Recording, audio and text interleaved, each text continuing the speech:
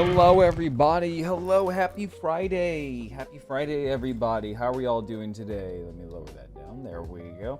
Let's see here. Hey, Paleo, thank you for redeeming your park entrance, and Lilac, thank you for redeeming your first. How are we all doing today? Because today it is Zoids time. Because today we are finally going to be building this. So this is the HMM Salamander. This is a very thick, very thick instruction booklet. I haven't seen something this thick to build a Zoid since probably the Gojulus. And I do have a little bit of like paint on my fingernails just because I was painting a little bit of this guy so that way he can be all nice and prettied up for everybody. Mainly was painting the gun, not the gunman, well, the gray parts, and I did it all in lead belcher, so it's got this nice gunmetal to it. So there's that. And I unfortunately ran out of my usual orange Gundam marker. So I had to do with Ray Studios offering. So it looks actually quite nice. Went with their blood orange. Went with their blood orange paint marker. And it actually looks really, really good. I was a little worried, and I was like, shit, I probably have to postpone this and build something else. Because I was like, oh, this is probably not going to turn out that well. No, it actually turned out pretty nicely. So I did all of the clear parts, all the clear orange parts in lead belcher, and went over that in Ray Studios blood orange paint marker. Also with the Zoid core, because I kind of wanted to experiment a little bit to see what this would look like. And on one hand, it looked really good. I'm doing good, Lilac. Thank you for asking. And also, hi. But yeah, so I went over this in lead belcher. Now, the thing is that lead belcher makes things a lot darker. Because typically with my Zoid cores, I go over with white scar. Unfortunately, my white scar is no longer a thing because, well, I essentially ran out. So whatever's left of my white scar paint is completely hardened, which really sucks. It's no good. So I had to make do. So I had to make do with what I had. And I went over this with this particular Gundam marker that I usually use in tangent with the white scar paint. That's why a lot of my Zoid cores were a lot brighter. Here, it's obviously a lot darker, but it also has a very nice candy to it. Like it looks almost like it's almost looks kind of like almost like a nerd cluster. But it's definitely a lot darker just because this is, I want to say this is like transparent red. Yeah, so I think this is a transparent red Gundam marker. So, so for future reference, don't go over what you want to be in a brighter color with a darker color. It's not going to end well. But that's okay. I'm not really too worried about the Zoid core because the Zoid core is going to go into the Salamander and it's going to be a little feature that will never be seen. So we learn. So we learn. But yes, so this is a Zoid that I have been super hyped to build for a long time. Like, I think we saw, first we saw, like, the artwork for this guy. I want to say, like, a couple of years ago. I think it was, like, a couple of years ago that we saw the artwork for this guy. And then I think nothing after that. And then I think we were all kind of worried that it was going to be shelved, like the HMM Gill Raptor and the HMM Deathrax.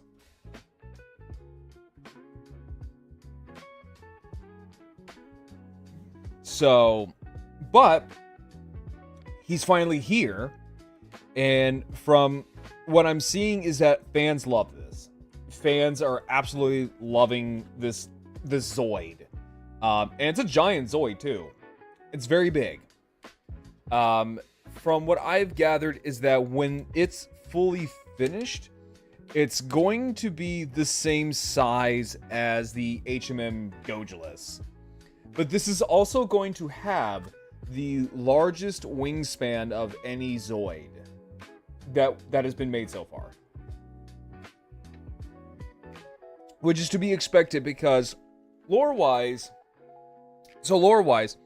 the Salamander is essentially the Zoid's answer to like a bomber, or not even so much like a bomber, more akin to like maybe like say a flying fortress, basically. So picture things like the Hercules, or I'm trying to think of some other very famous, or Spooky. Spooky's another good example of like a bomber. But yes, how are we all doing today? How is everyone's Friday going?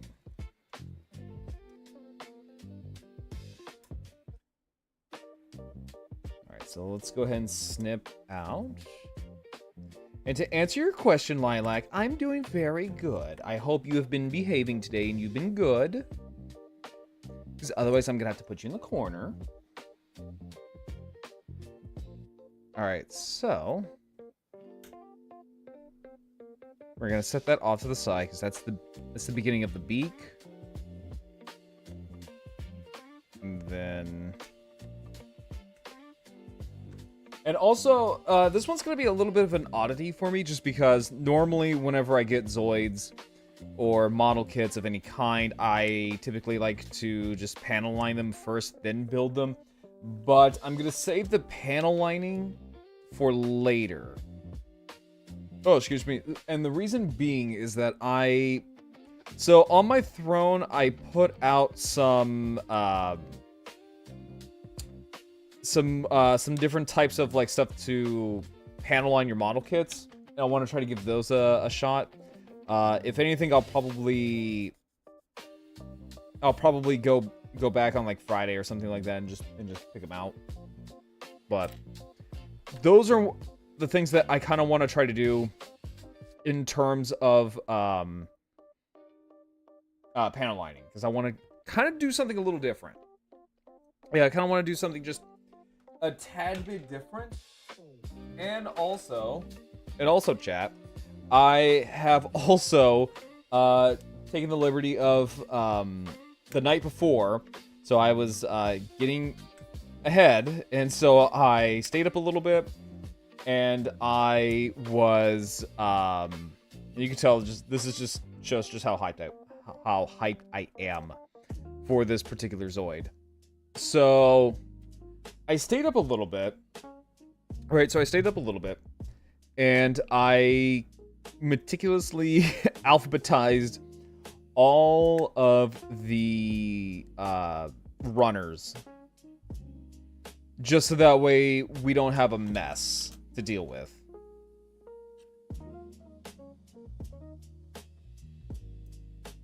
Yes, just so that way we don't have a mess to deal with. Alright, so there we go. That's a nice little click.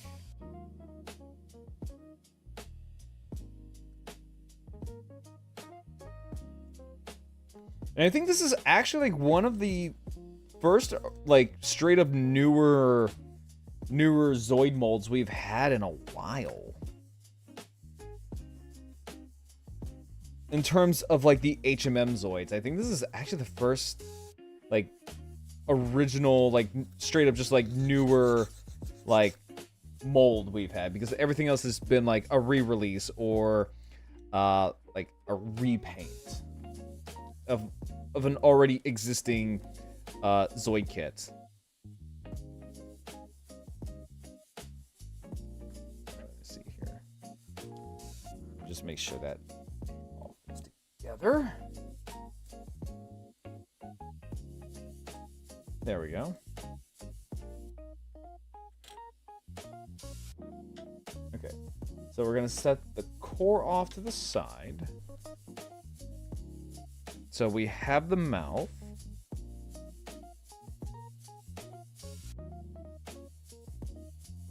All right, so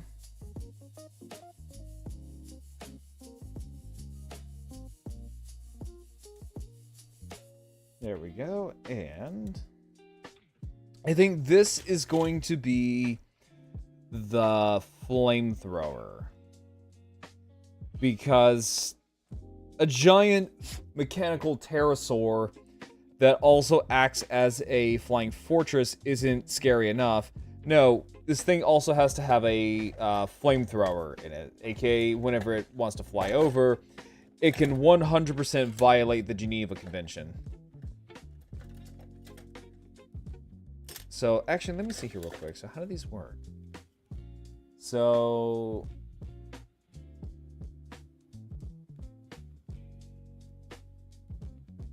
okay. So, I guess you just... so, I guess you just use it. From the looks of it, because I believe these are like little stickers. Yeah, because these are like little stickers or something. Weird, okay. Because we're going to try to use those.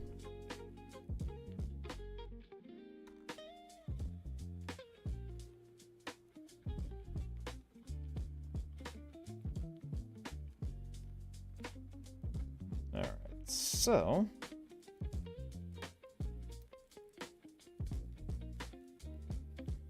oh, hang on, there we go.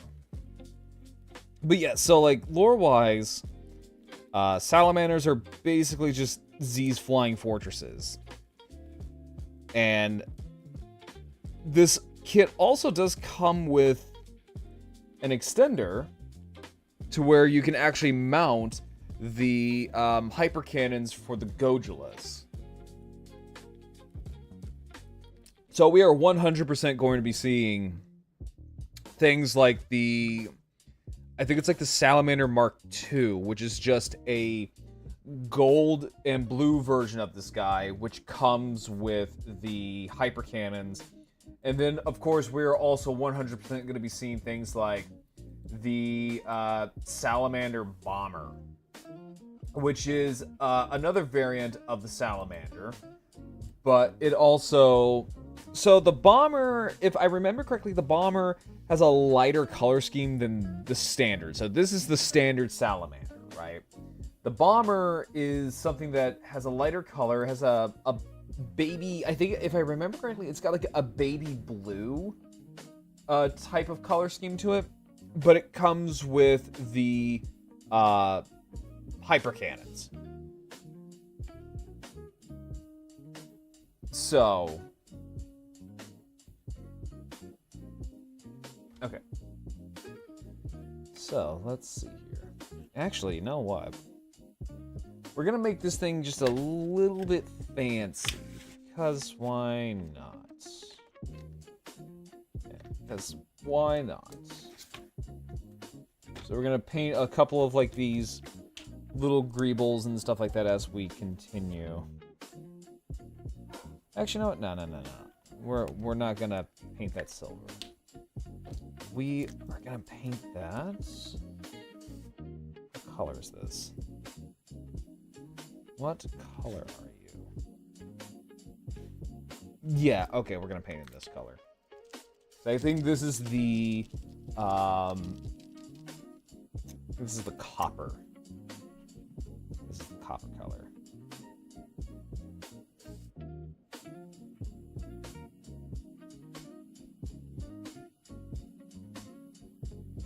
Oh, shit.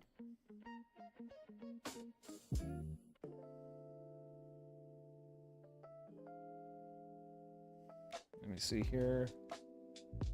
Oh yeah, no, that's not nice. Okay.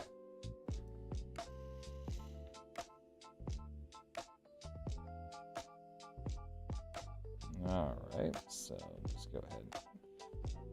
Probably, you know, rule of thumb is that I probably should have just painted this thing in a base first, then paint over it, but yeah, it should be okay.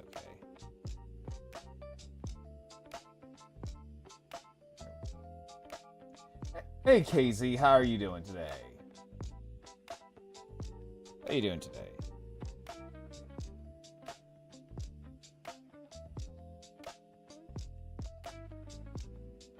Let me take a look.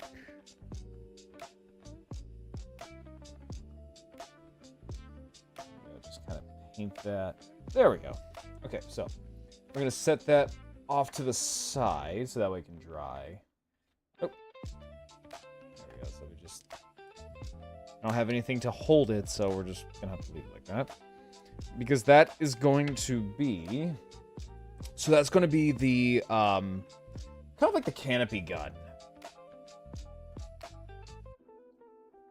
Yeah, so basically, the Salamander is essentially a large, old-school Helix Republic Zoid that is just armed to the beak with guns. Like, when this thing's flying over, all guns blazing is just blaring. Like a fucking siren. Colton accidentally deleted the reference picture for the high grade, the water slide. Oh no. Wait, which high grade was it? Yeah, which high grade was it? Okay, so okay. So set that off to the side and we're gonna grab D.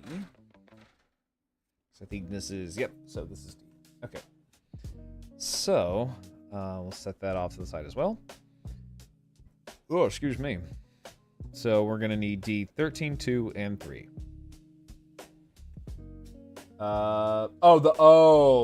Okay. Sorry, I didn't see that.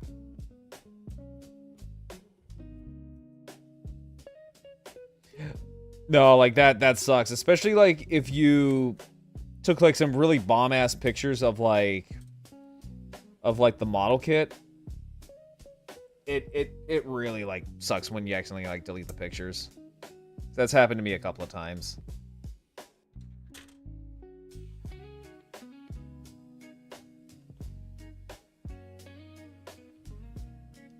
Yeah, I don't know how these are supposed to work. Are you wait for the Race Studio like carbon fiber files? Are you supposed to grab or purchase like the sponge separately? Or do you just use it? Because hang on, let me see here. Yeah, let me actually take a look at that because I've had these for a while and I have never used them. How to use Race Studio file.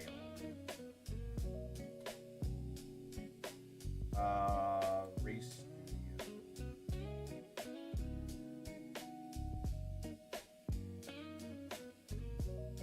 Let me see here. Let's do Race Studio.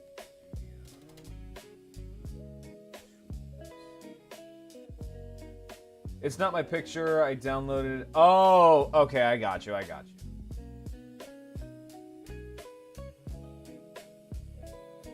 Let's see here. I'm just gonna go with my instincts for the decals later. Yeah, and you know you can always just grab the decals at another day. So I mean, like it's not the end of the world. I think there's sanding tools.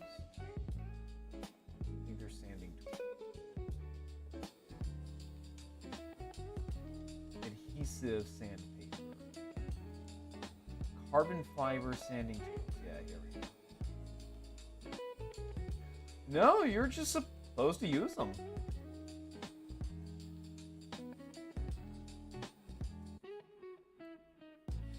Yeah, I guess you're just supposed to just flat out use them.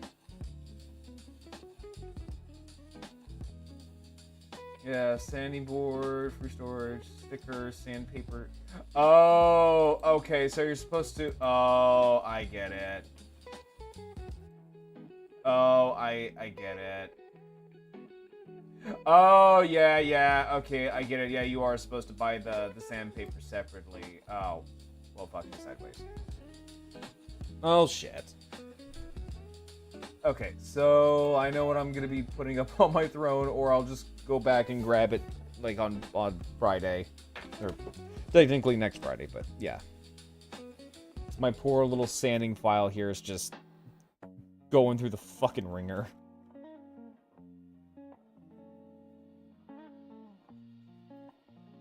There we go. I mean, granted, this is also, like, a few years old, so, I mean, it's seen its fair share.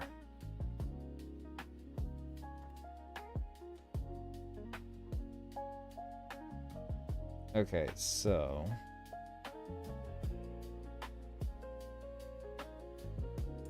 There we go.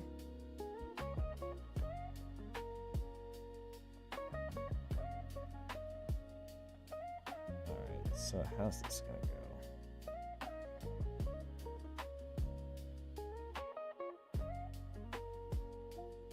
No. Boss, let me rest. Yeah, no, it really is. It's like, alrighty, it's time for some model kit building. I'm tired of this, Grandpa. Well, that's too bad. No, like, facts. It's just like, boss, let me die, please. It's kind of like, Sanguinius and Dante from, like, from 40K. Dante's just like, please let me die. Sanguinius is like, it is not your time, my son.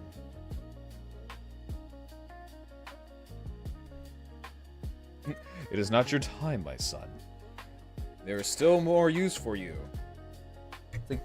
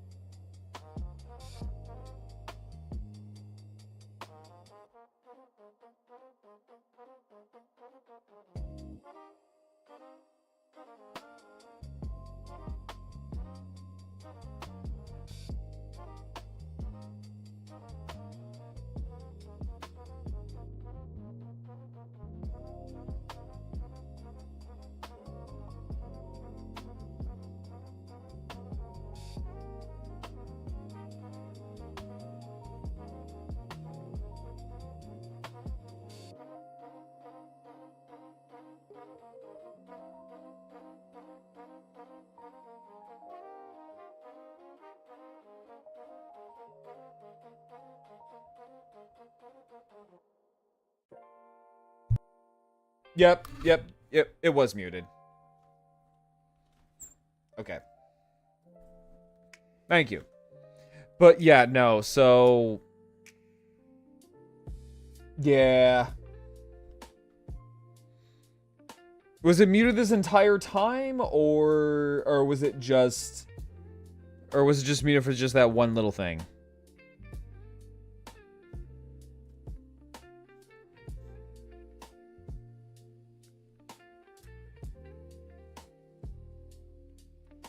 There we go.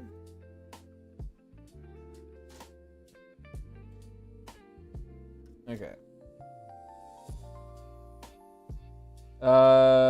Showing off your nippers like twice. Oh, okay.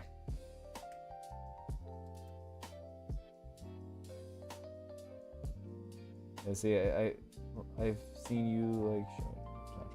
Yeah, no, I was saying that mine aren't there just yet. They're not misaligned, but they have seen their fair share of wear and tear.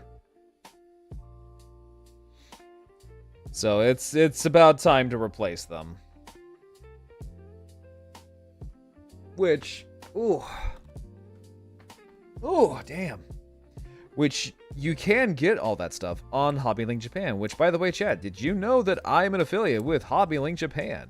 HobbyLinkJapan is, in fact, your #1 hobby store in the entire world for all of your model kit needs and your anime figure needs. If you use my chat command code, !HLJ, I'll take you directly to the website. If not, there is the link down in the panels below. Best thing about HobbyLinkJapan is that it all ships directly from Japan. And they ship worldwide too. Again, that is HobbyLinkJapan, your #1 hobby store in the world for all of your anime figure and your model kit needs. And while you're at it, you probably are going to have a little bit of a thirst while you're building your model kits. So, I am also an affiliate with Waifu Wares. If you use my code GRARLBROWN at checkout, you get 15% off on all of your purchases. Okay. So, with the shields out of the way... Oh, wait, hang on. So, looking at it... Okay, so, flip it around. There we go. And then flip that around. There we go. So, I think this is going to be interesting just because of the fact that the original Salamander model kit, the kit itself was one of the larger Zoids. Right? So, like, it was on the larger scale in terms of Zoid kits. So, I'm really curious to see how big this is going to be in person. Because I've seen this, like, in terms of pictures. And yeah, it's big in pictures, but it kind of hits you a little bit differently when you actually see it. You know, it's like right in front of you.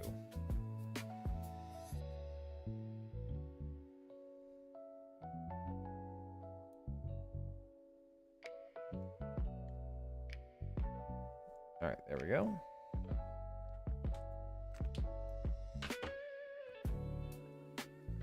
Let's see here.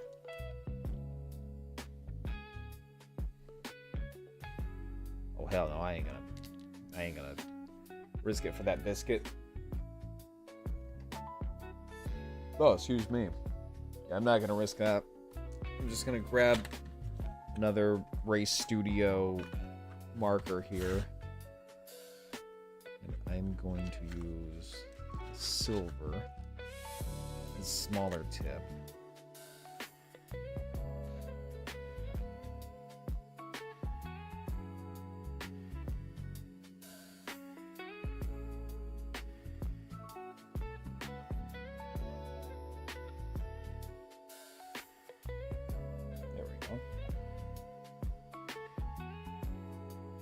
be a tiny bit messy, but that's okay.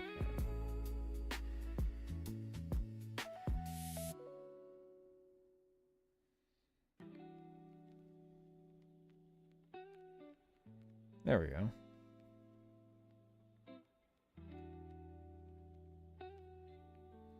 There we go. Yeah, it does have a removable core, yeah. Yep, all HMM Zoid kits do have that. Now, I will say is that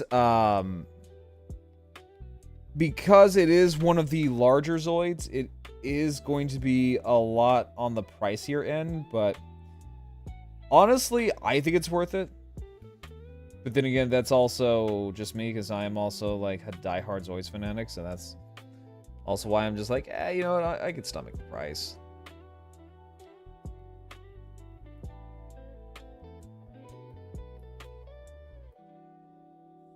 Just always remember, collect responsibly.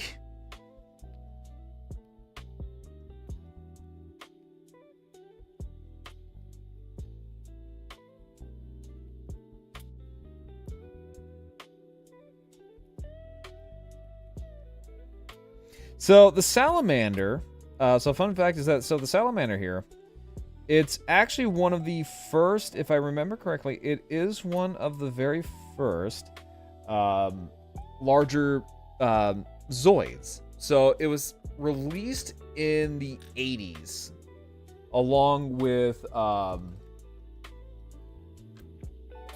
wait, almost 1K. Oh, 1K in your currency.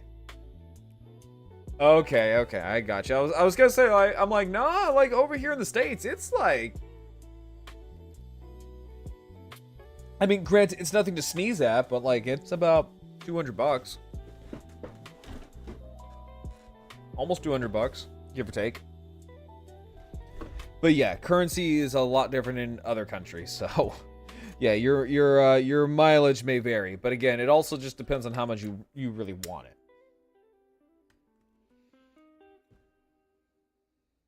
Oh.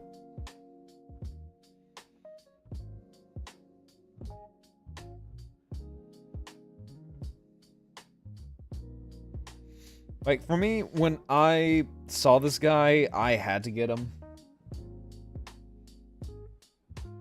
Hey, Chaotic, how you doing? There we go.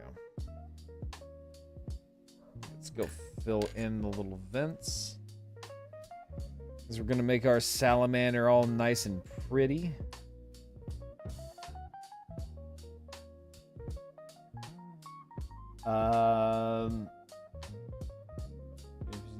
Perfect grave for good missing dino facts. We'll do some dino facts later.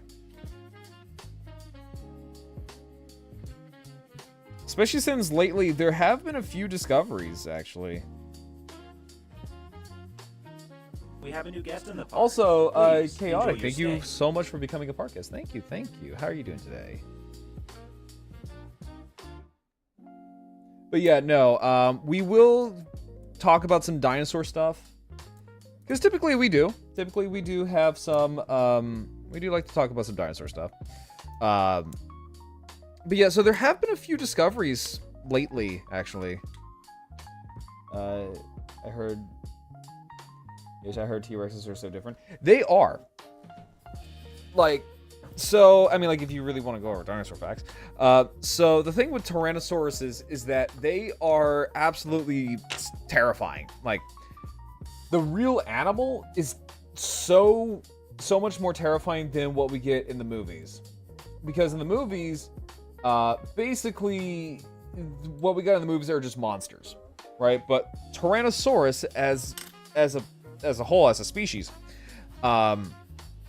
is so much worse because they can see up to about, I want to say, so they can see up to probably, I want to say like maybe like a good couple of miles. They can smell up to 3 miles. No, they don't have longer arms. I mean, technically speaking, their arms are long. They are the size of an adult male human's arms. It's just in proportion to their bodies. Yes, their arms are small, but their arms in general are pretty damn strong. They have enough muscle in their arms to bench press 500 pounds with ease. And the other thing is that they can smell up to 3 miles. They also have padded feet, so they're silent. They're completely, I wouldn't say completely, but they are silent. So if you're out walking around, you know, in the forest, you more than likely could not hear the T-Rex. Okay, now so funny enough is that we don't quite know how they are used.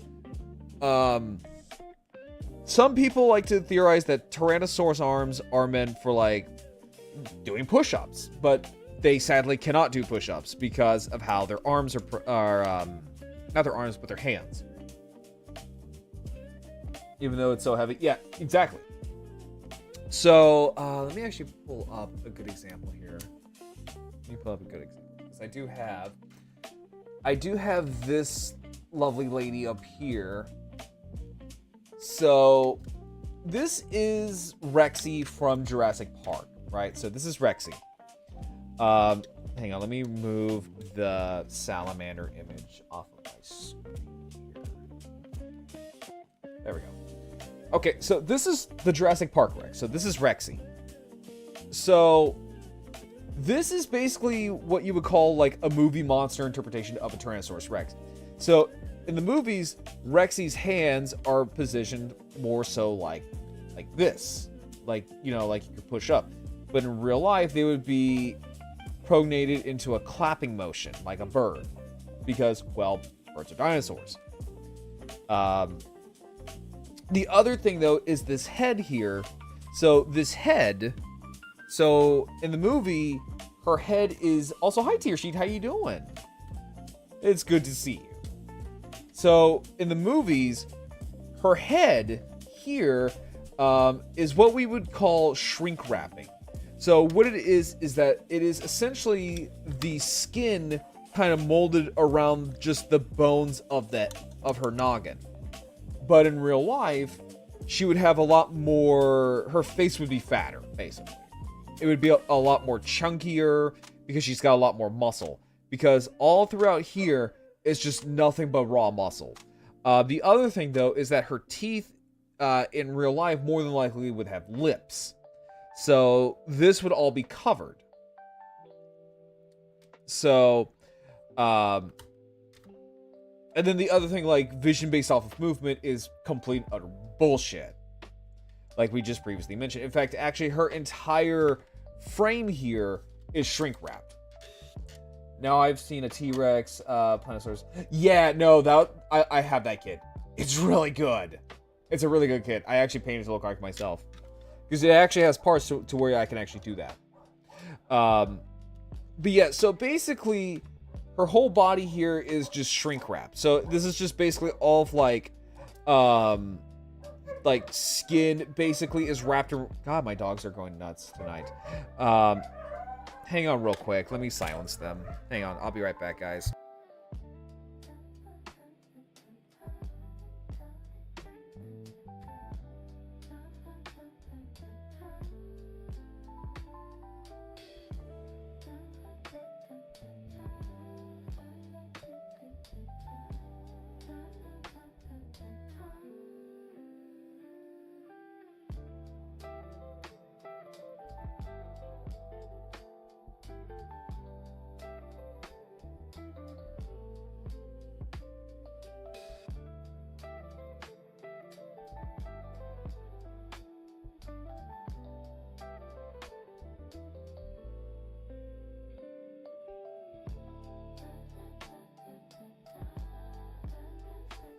Okay, I'm back.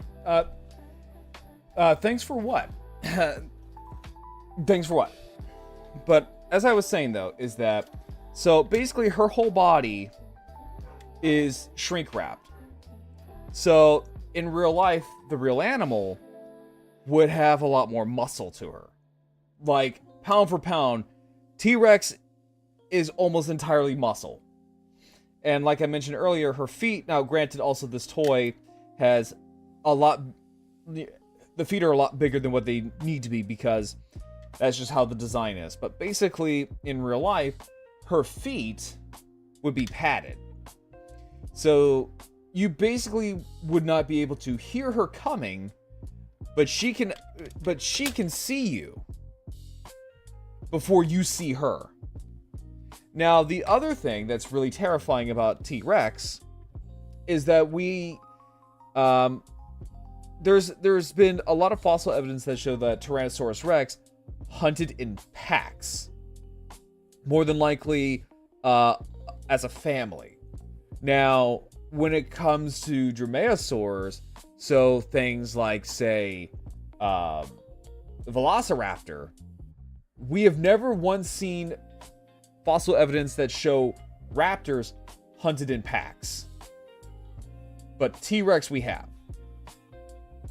So that is completely terrifying. And honestly, I would be far more terrified of a family of T-Rexes more so than I want to say they could smell up to about like 2 or 3 miles. They have a very good so the part of their brain that allows them to smell is really, really big. It's very big. I want to say it's probably like the best in terms of land animals. I can't say of all time, but in terms of land animals, I believe it's the best out of like anything. Of any terrestrial animal.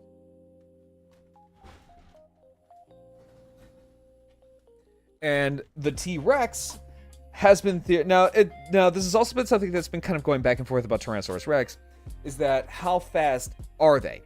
We don't quite know.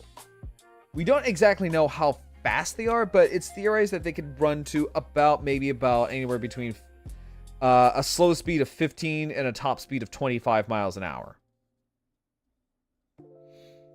Again, that is if I remember things correctly. So that is pretty terrifying, if you ask me. That is the I'm going to shit myself button. Okay, so now for this, because this is like the little console stick, let's go ahead and paint that.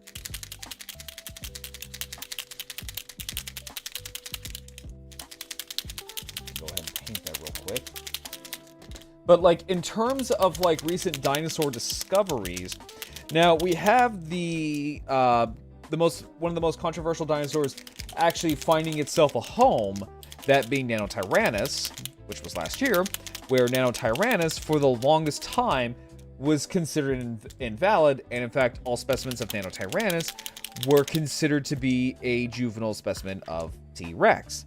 Well, now that it has gone completely out the fucking window, because now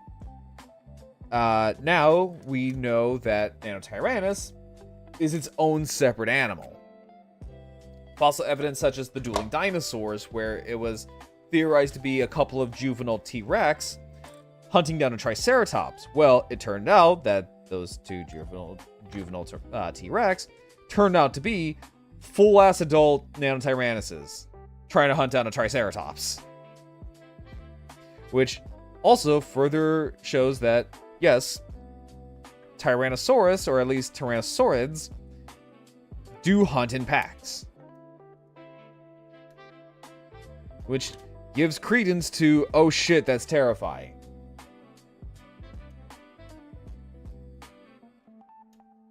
Because that is something I would not want to come across in a dark alleyway in the Mesozoic. Because more than likely, if you see one Tyrannosaur, not Tyrannosaurus, but one Tyrannosaur, there is a very, very, very, very, very, very good chance that, guess what? There's another one. Now, in terms of avian dinosaurs, so things like birds, we have found an example of a pretty advanced species of bird all the way down in Antarctica, and I can't remember what the name of that bird was. But basically what that bird is that it resembles a lot of like things like penguins, like pretty advanced birds, especially for the time. So it's kind of given us an example of like, oh, well, I guess birds were far more advanced and far more diverse and spread out than we initially thought, because at the time we didn't think so. We thought birds kind of exploded in exploded in terms of diversity and niches after the dinosaurs kicked the bucket. Well, that didn't turn out to be the case. They actually were pretty diverse, especially for the time. Now, another thing that was kind of interesting is that we actually... so what happened was that we found another species of ceratopsian, but it was in a whole nother group of dinosaurs. And now we have... Because one of the biggest things about ceratopsians is that there hasn't really been a whole lot of them from places like Europe. Now, we do have some ceratopsians in Asia. In fact, I believe that is actually where the species originated from, was from Asia, from like China, because you have things like Psittacosaurus, which is an early ceratopsian. So ceratopsians are things like Triceratops, Casmosaurus, Styracosaurus, Eotriceratops, Pachyrhinosaurus, Protoceratops, Psittacosaurus, and the likes. So it's very cool that we now have a primitive ceratopsian from Europe, just to show just how widespread these animals were.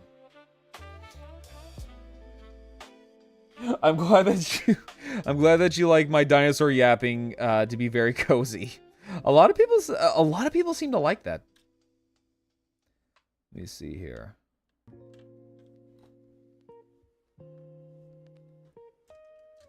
All right, so now I need 26. You know, it's actually kind of funny.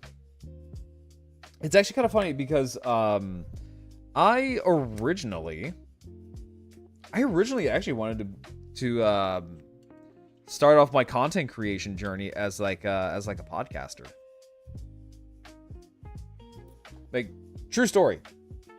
I actually wanted to be a podcaster because I was, at the time, I was a very big fan of this.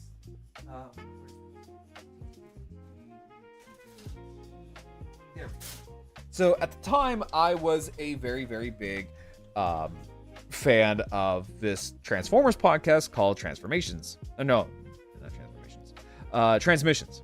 Transmissions podcast. So I actually wanted to be you be good at it? Well, thank you. That actually means a lot.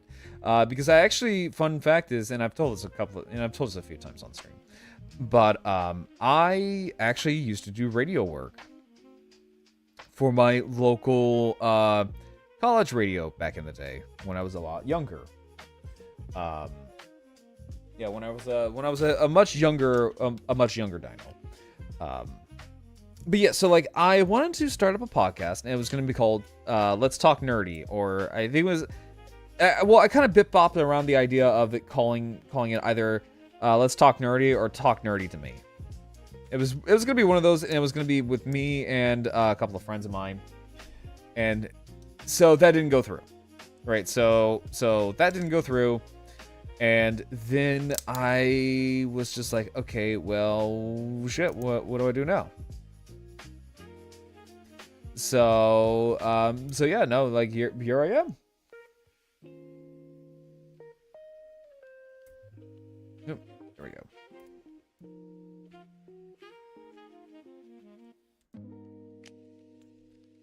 Let's see here. Now I can't say that I can be entertaining all of the time. I will be honest about that. I can't guarantee that I will be entertaining all the time, but I will honestly try my best to entertain you guys as much as I possibly can. Let me see here. Actually, you know what? Let's do this. Now, the fun fact, so the fun thing about this is that, so out of Zoids, right? So So Zoids is kind of weird with their species demographic because, like, so these pterosaurs, for the most part, are generic pterosaurs. The only two that really have any form of distinction are Storm Sorter, Bioterra, Terra Sniper, and let me see, and Rainos. I'm sorry, and Rainos. But for the most part, most pterosaur Zoids are just straight up just generic pterosaurs. I kind of wish that we had like a little bit more of like biodiversity with Zoids, but I'm also like, I don't really care, honestly. I mean, granted, I think like it would be really cool to have like the Salamander be a Quetzalcoatlus. Right, so have like a Quetzalcoatlus type Zoid be the flying fortress of Planet Z. Because already Hazagopteryx, or not Hazagopteryx, well, Hazagopteryx, but Asdarchids, so things like, what is it, Hazagopteryx, Quetzalcoatlus, and what is it, I think it's called Thanatos Draco, are these big, giant, flying, storks, basically. They're storks from hell, which are these very tall, very lanky, and albeit also very petrifying pterosaurs. And they would pretty much fill the role of like your herons, your storks, all that kind of stuff. So to have that be like a flying fortress, I mean, shit. We do that in Ark. Like, if you've played Ark, if you sit there and say, well, I don't use my Quetzalcoatlus as a flying fortress, bullshit, you're fucking lying. Either you use it as a flying fortress or use it as a flying mobile home. Either way, it's very utilitarian. And you're lying if you say otherwise. There we go.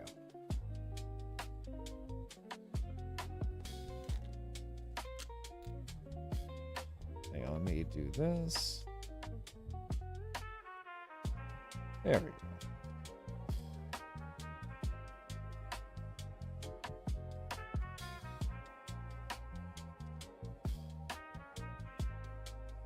But yeah, no, like, I think maybe my next just chatting stream, I'm gonna go and, I'm gonna probably go and yap about dinosaurs, because why not? We haven't yapped about dinosaurs in a hot while. Like, we really haven't. And honestly, I'm kind of in the mood. I'm kind of in the mood for that. And I kind of want to also play a little bit more dinosaur games too. Because we tried last year, we tried to play a couple of dinosaur games.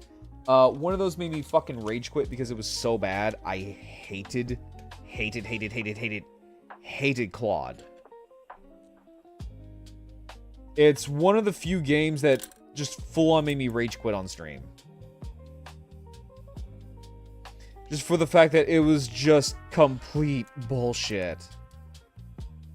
Not only that, but it had used assets from Jurassic Park, which I was not a big fan of. And now, I can't sit here and say, you know, this is 100% true, but like apparently they used AI for some sort of assets, which honestly, if it's okay, so like my stance on that is like, look, if you're making a game,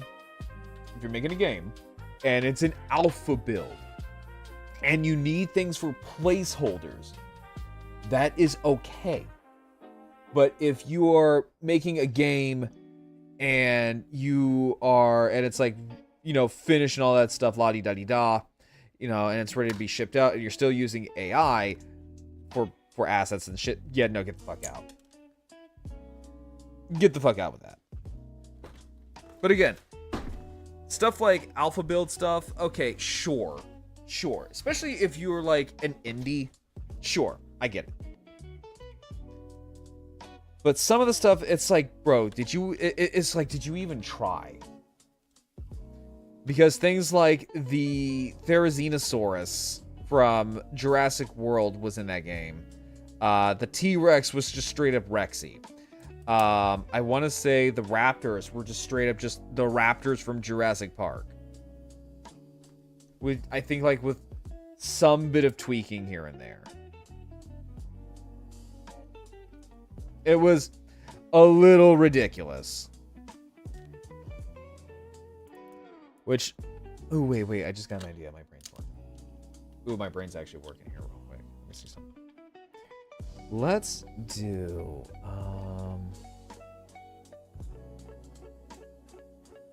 holding my breath here. There we go. So I kind of want to make this a little bit like a realistic fighter or aircraft. So we'll give like the kill switches, or not the kill switches, the triggers for like the weapons. We'll paint them red. Can't see it, but like they're there. Let me see here. What else?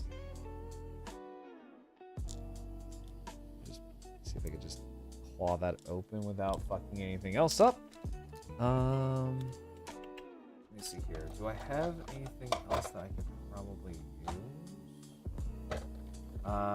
Yes, I do, actually. Oh, perfect. Okay, yeah.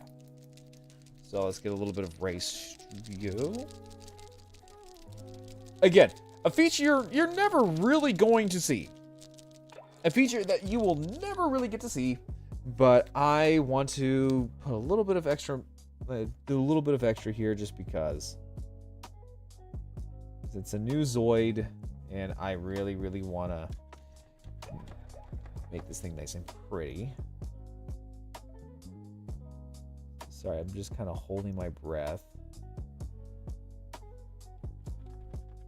You know, if anything, I could probably just whip out my tiny tipped paintbrush and just do this. I just need like a little dab. There we go.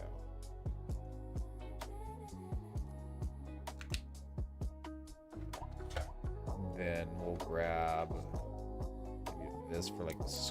No. Yeah, why not? We'll grab this one for the screen. Oh, it's not even used. Ooh, okay, so first time. Oh, we're actually doing something for the first time right now.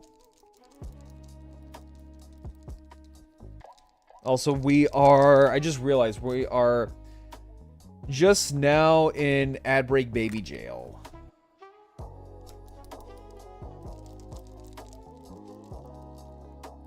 Perfect. Perfect time for me to just shake this up a little bit.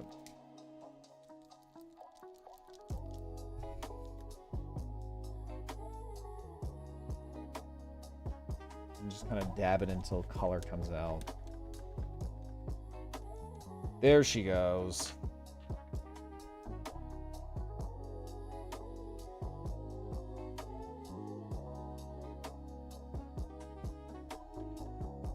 There we go. Again, something you're never going to see, but it's just there because this is going to make me feel a little bit better because it's like, oh, well, I got to paint these tiny little pieces that no one's ever going to see. All right, so now we're going to grab. So we're going to grab which one? We're going to grab this little piece right here. So that's the top of the noggin, and we're going to grab this little piece.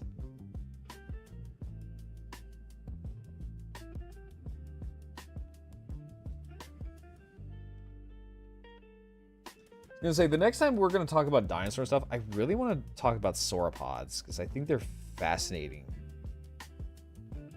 I think sauropods are probably like one of the most fascinating species of dinosaur, just because of just how absolutely insane their evolution was. Considering that they came from literally humble beginnings, from being very small prey animals to basically having no predators of any kind. It's kind of wild. There we go. There we go. Like, take for example, this right here. So this right here is known as a mosasaur. Not a mosasaur, but a mosasaur. So this little guy doesn't look like it, right? Doesn't look like it. But this is what we call a, oops, not a sauropod, but this is what we call a sauropodomorph. So sauropodomorphs were basically the ancestors to sauropods. So think things like Dreadnoughtus, Diplodocus, Brachiosaurus, Seismosaur, Ultrasaur, Supersaur, Mamenchisaurus, Titanosaurus, Argentinosaurus, or Poseidon, you know, Giraffatitan, stuff like that. This is where they can trace their origins to, is little guys like this, which I believe this is like no bigger than a man, or the size of, like, I think it's either big as like the size of a man or the size of a child. Either way, very small, very, very small little dinosaurs. But they got so big was due to their bones almost being completely just filled with air sacs. That is how sauropods actually got to be so goddamn huge. Again, it's kind of crazy, considering that sauropods are some of the, if not the largest animals to have ever walked on Earth. Hell, mammals tried, but mammals couldn't even get to the point where they could even come close to the like tallest sauropods. And the mammals that tried were mammals that you would not think of. So you would probably think like, oh, well, maybe, you know, something like, say, it was probably like the relative of like giraffes or something like that, because, well, giraffes are very, very tall. No, actually, no. The tallest land mammals that we know of that have ever to existed were rhinos. Yeah, we're fucking rhinos. With the introduction of what is known as a Paraceratherium, which is basically what would happen if a rhino wanted to be a giraffe. That is a Paraceratherium. They are tall motherfuckers, but they're really cool. Okay, so if I want to... Oh, okay, cool. So I kind of have to... Okay, that makes more sense. That actually looks really good. That actually looks really, really good.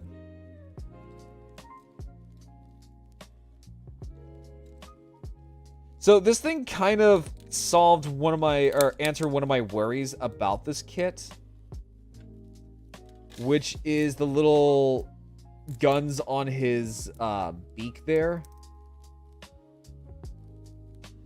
So I was a little worried that these little beak guns would be their own separate pieces, because that is very tiny.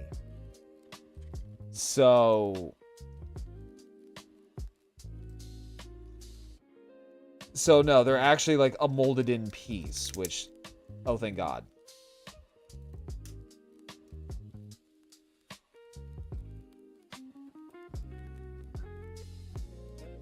Yeah, which, oh, thank God, it's molded. Otherwise, I would have absolutely 100% be like, I need a minute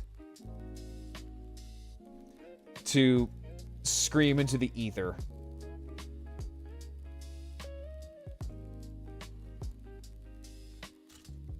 I mean, like, it wouldn't be the first time Kotobukiya has done something like this with their Zoid kits. I'm looking at you, Liger Zero. There we go. And then we're going to flip that over. Go back to the A-tray. We're actually just about done with the A-tray. So it looks like the A-tray was mostly just the head. Oh, oh, oh, oh, oh. Yeah, it was mostly just the head.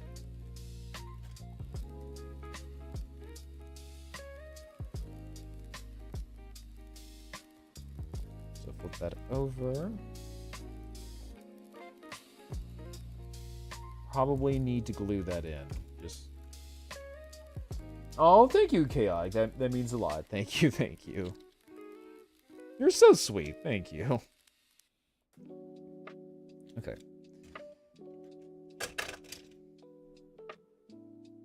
Now I'm kind of wondering what other HMM Zoids are we going to get this year. I'm really curious as to like what like in terms of like newer Zoids. I'm really curious because I really want a Gordos. Like desperately I want a Gordos because that is like one of the quintessential like old school Zoids. It's this big old techie looking Stegosaurus, and it's just filled with like retro 80s mecha like machinery greebles all over it. It's really cool. And it's like front and center with battle story. You see it a lot in the anime. Like it's a really cool Zoid, and I really wish we got like a modern kit of it. And also, I'm not gonna lie, this actually looks like a really cool like little like fighter jet or something like that. Maybe like the Zoid answer to like I don't know, like a core block fighter from Gundam. Yeah, just have that splayed out. I can see this like zipping around the battlefield. Okay. So I'm going to take this time. I'm going to get up real quick. I'm going to go use the bathroom. And we'll be right back after this, guys. So hang on tight.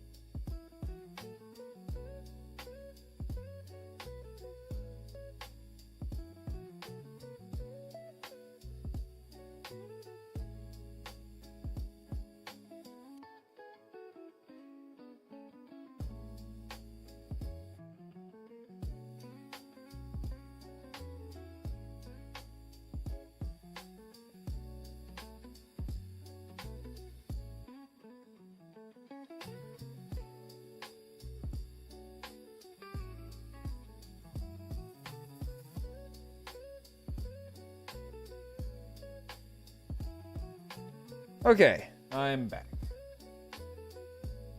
Let's see. Let's change up the music just a little bit.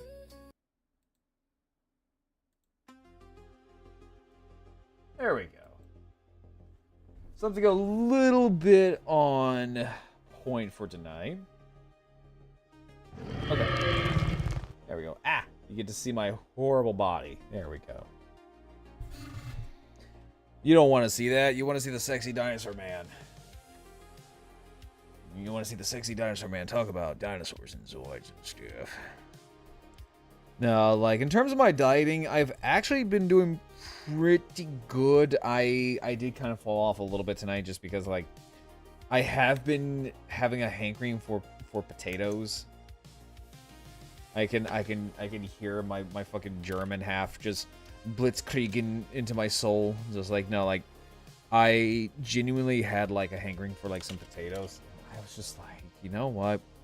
I'm gonna tell Mama Rec to swing by and pick up some potatoes. And, yeah, no, like, should I be eating that stuff? No, not really. Just because it's carbs, and I've been, like, trying really, really, really, really hard to, not eat carbs. Well, I take the back. I have been eating carbs, but it's carbs to, like, the barest of bare minimum. To the point where it's kind of like, yeah, no, just eat them if it's, like, the only thing that is available.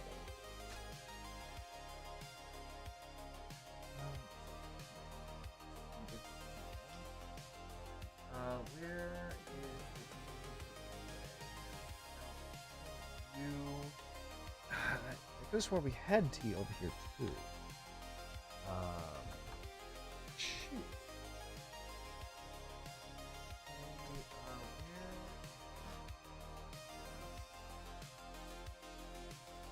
Those are wings. We don't touch the wings. I'm gonna put the tea tray over here. Could have swore I had the tea tray on. Yeah. Okay, here it is. It's this little tray. Okay. But yeah, so like I've been doing really, really, really flipping good with my dieting. Except for tonight, I'm not gonna lie, I went a little bit hog wild on the potatoes tonight, just because like I said, I've been like really wanting some potatoes. And easy way to win me over is potatoes. Like just bake some potatoes with like some Cajun seasoning or some Italian seasoning and some black peppercorn. Oh my god, I'm a fucking whore when it comes to potatoes. You know, honestly, now that I think about it, I don't think it's just. I honestly don't think it's just my German side. I think that's also the Irish in me as well. Yeah, I think that's also the Irish in me as well. Just like going, oh god, yes, please, please. Because I know, like, when you're trying to low carb / like keto, you really can't eat. You can't have carbs. I mean, technically, you kind of have to, just because like your body does need carbs in order for it to make energy. Sugar, I have pretty much cut out pretty much entirely. I haven't had anything sugary in a while, I want to say. Like, I think the last time I had something that was sugar-related... Actually, no, I take that back. The last time I had something sugar-related was during Christmas. Because it's Christmas. Like, fuck your dieting for the day. You know, have fun, have your fill, and then when, you know, when you get back, you just get back on that horse. But no, like, since I started my dieting... I have actually dropped a pretty substantial amount of weight. I have dropped from like 214 down to like 201. Like, yeah, about 2. Yeah, I'd say about 201.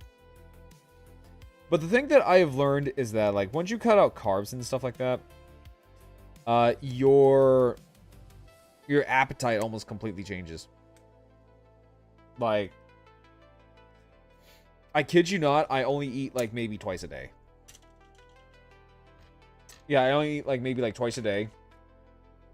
I'll eat something small. And normally when it comes to eating, I will typically eat something like that's very, very small. Right? I'll sit there and like eat maybe like my breakfast is basically like a couple of strips of bacon. That's it. And then I won't feel hungry for a while. Or if I'm like in a pinch, I will stop and get like one of those like Larry and Ben, whatever they're fucking called, the protein cookies that you can find at like a gas station. And again, won't feel anything until like roughly around dinner time. And honestly, it feels pretty damn good, if I'm gonna be honest with you guys. It feels really, really fucking good. Because growing up, I never really was taught how to have a proper diet. Have a proper meal, have a proper diet, and stuff like that, because I lived with my highly abusive biological father, who was obese in of himself, and also he would eat like Hamburger Helper and all that kind of stuff. I think it was a great, it was a, fine dining experience.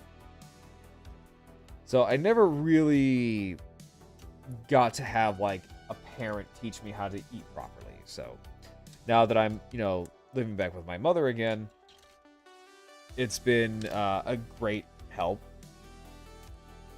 because now I can actually like learn how to properly eat. Because like in my 20s, I ate like shit. And sometimes, I'm not gonna lie, I kind of miss that. I kind of miss the dietary habits of my 20s, where I could just eat absolute crap. But now that I'm in my approaching my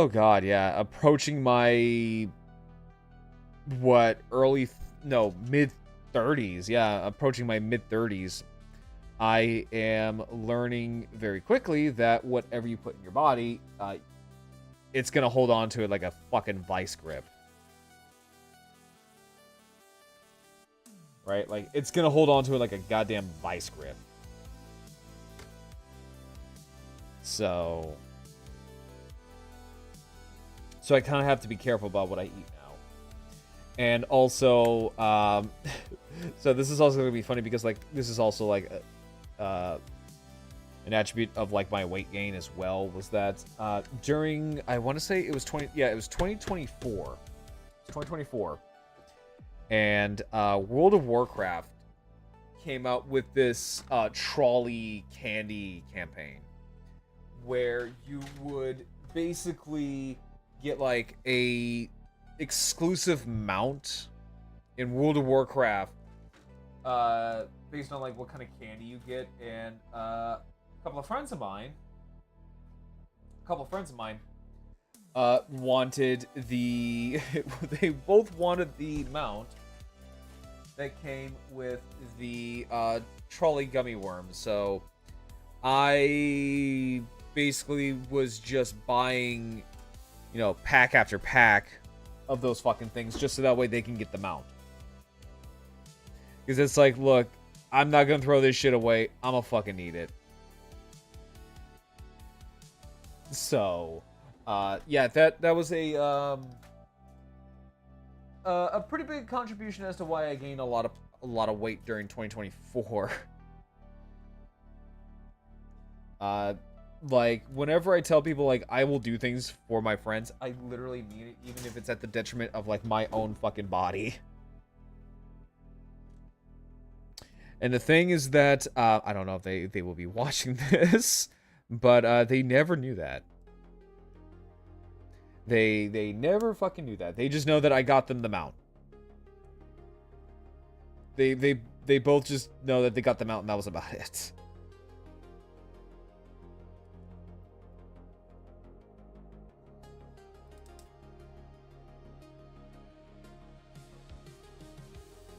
Like, when it comes to my friends, I will sacrifice my own health and body for you and give you the clothes off of my back.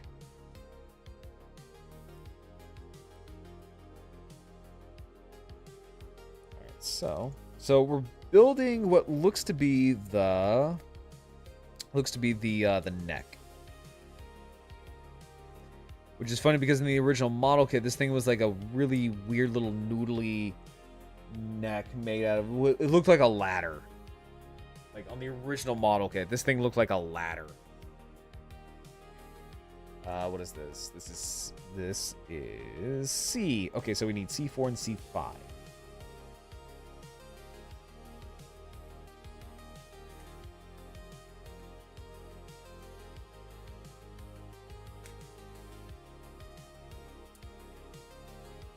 Alright, and C5. But, like, one of these days, I do need to, like, get back around to, like, playing, like, MMOs, like Final Fantasy XIV, because I genuinely really love Final Fantasy XIV, and I love dressing up my girl in cute outfits, because I'm not gonna lie. I'm gonna be honest. I spent most of my time in 14 at the Gold Saucer. I spent most of my time at the Gold Saucer doing like fashion, what is it, the fashion report. Because I wanted to be a cute little Aura girl doing like cute little fashion shows. Mainly considering that my free company went over just due to infighting. So I had to make some Zenny. No, not Zenny. Gil. I'm sorry, Gil. I don't know why I said Zenny. I think I might be thinking of like Phantasy Star. I think that was the thing that they called it back in the day. But yeah, so fun fact is that whenever I was in my free company, we made a lot of gil by going to nightclubs and being a dancer. So yes, on a technicality, I could sit there and put it on my fucking resume that, oh yeah, no, like I was a dancer, all right. I was a nightclub dancer, and people ask, it's like, oh shit, you were a dancer? Oh my god, where'd you go? I'm like, Final Fantasy 14. Then the room gets quiet.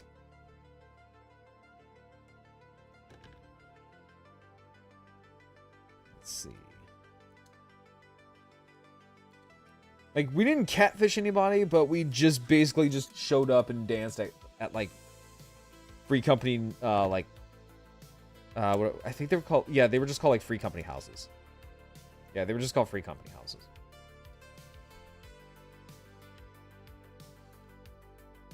Okay, so let me take a look at that. Yeah, so this thing is gonna have a really long, noodly neck. Let's paint these little doodads here.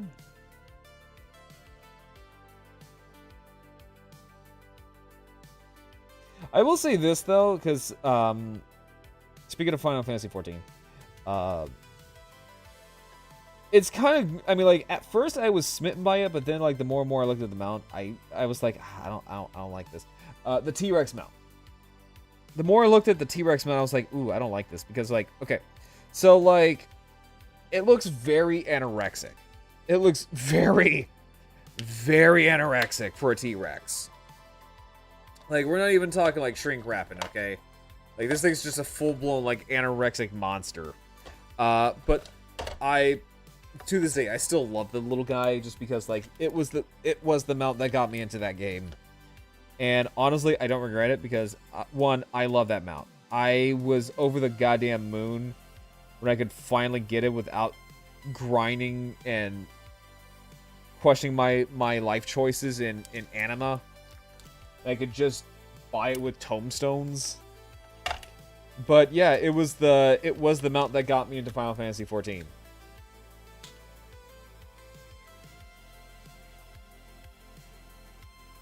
And sometimes I look at, like, my character and her riding on the T-Rex, and I'm just like, you know what? I miss this. I miss these days. I miss these days where I could just sit here in my 20s and be a cute little dragon girl, not really worry about too much.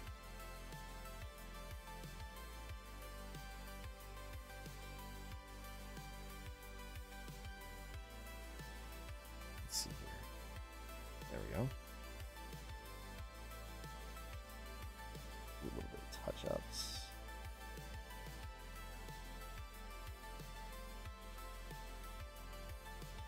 Do some little touch-ups.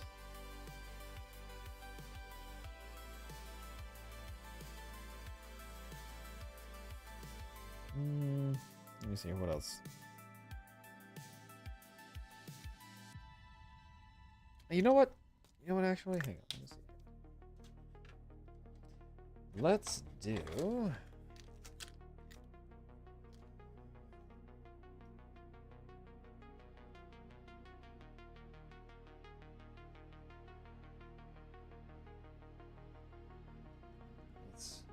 Yeah, sorry if you see like a little bit of my hat.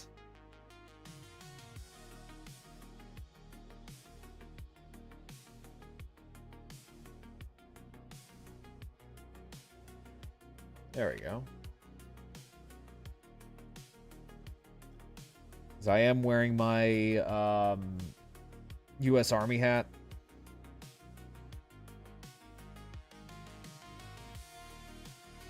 Let's see.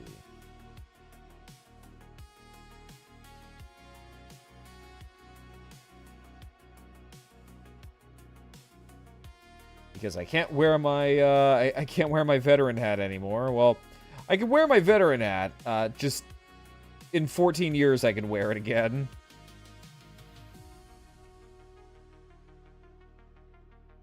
Which, honestly, I have put those hats I usually wear in like a little time capsule for myself. There we go. Perfect. Which I saw like a bunch of VTubers do that. I saw a bunch of VTubers sat there and said like, "Oh yeah, I made a future message video for myself." Blah blah blah blah blah. I'm like, you know, I want to do the same, but I'm gonna do something that's a little bit more sentimental to me. So I am going to make a video for myself and not open it in about 14 years.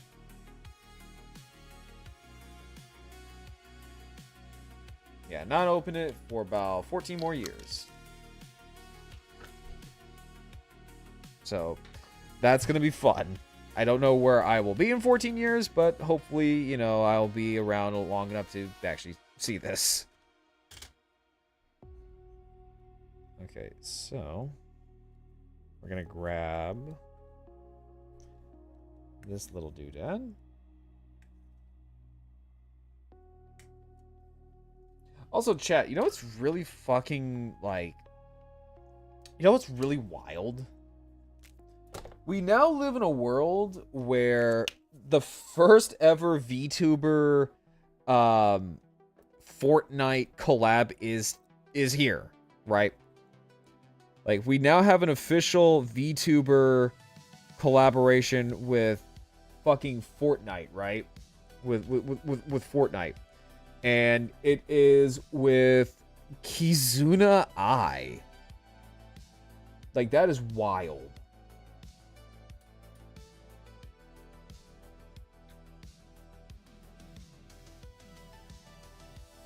It kind of makes me wonder, like, what is Kizuna Ai up to now?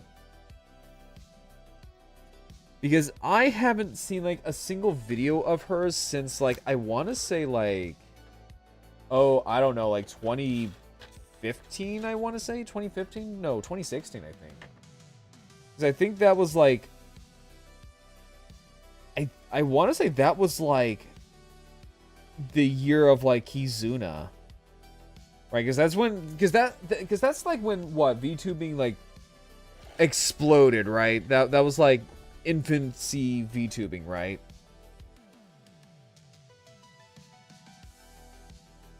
At least, like, infancy VTubing here in the... Or, I'm sorry, like, in Japan. Right? Because, like, VTubing, if I remember correctly, like, VTubing got popular relatively recently. Like, what, 2020? I want to say, like, 2020?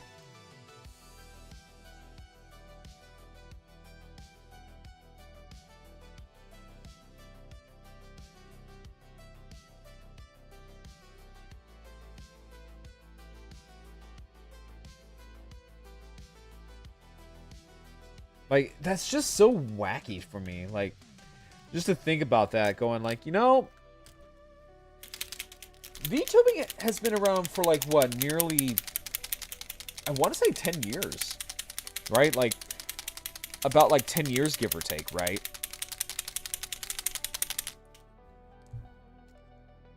That's so wild to me.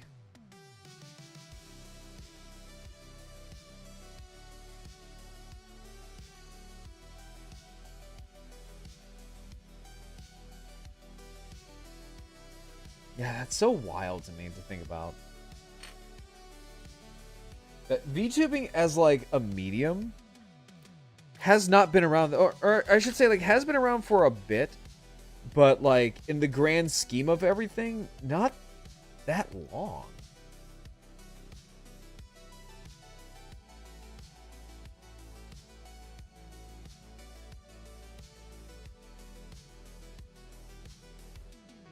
Yeah, it hasn't been around for that long.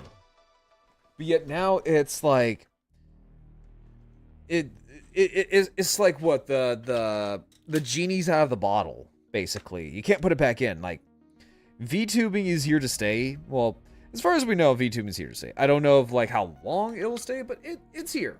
You know, it is in fact here, and it is going to be here for quite a bit.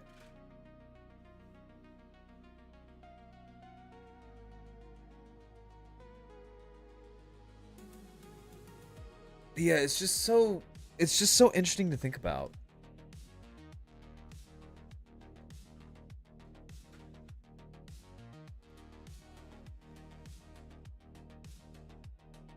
Let's see here.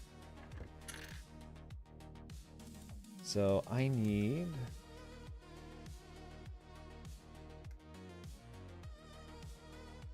this guy's crazy ass neck.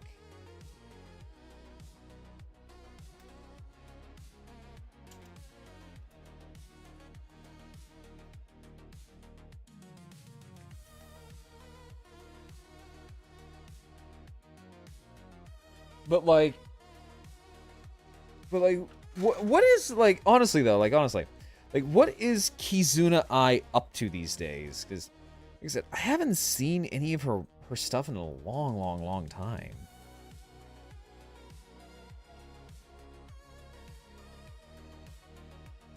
I would imagine, like, her stuff is still relatively the same. Because, I don't know, like, does she stream? Like, is Kizuna Ai still, like, or does she still, like, make those, like, videos, you know what I mean? It's like, I remember that was, like, a thing she would do. Is that she wouldn't stream, like, what we would consider, like a typical VTuber, but, like, she would make content. She would make, like, video content. Like, pre-recorded video content.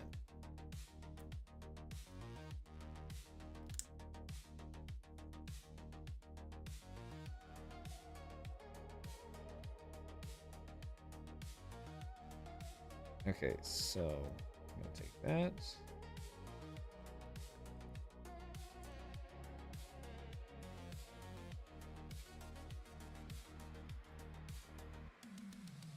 Alright, and I guess just kind of line everything up. I'll move that out of the way. Line it all up. There we go. So then this is, yeah, so this is the head. And then that is the neck. That's actually really cool.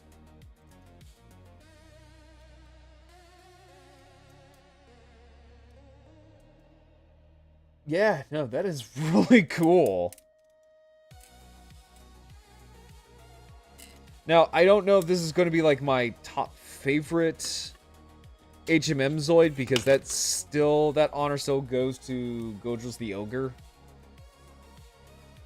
But this is turning out to be like a really cool Zoid. Let me go ahead and just pop the caps in.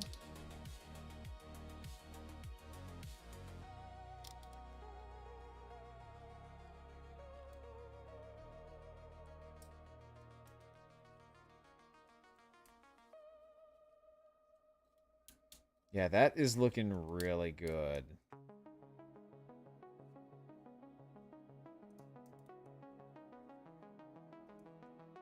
Yeah, that is genuinely looking really good.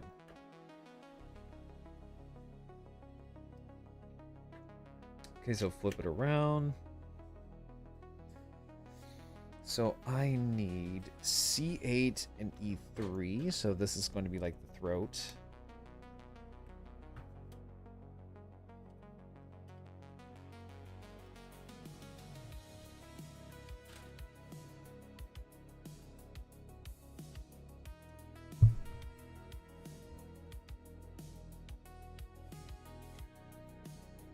There we go.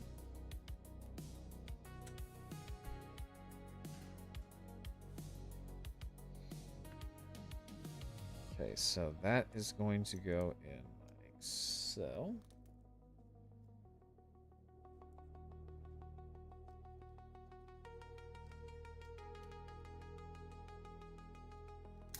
And that's going to snap in.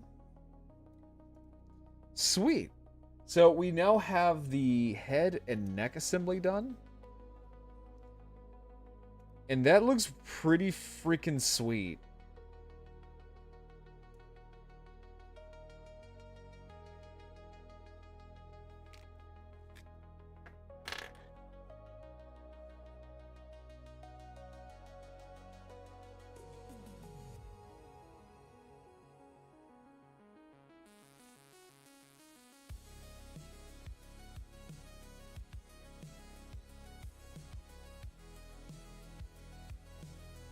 There we go.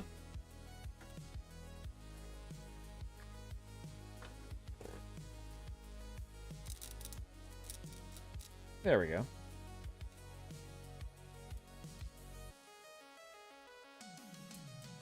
So we'll just go ahead and just lay those flats. And put that off to the side.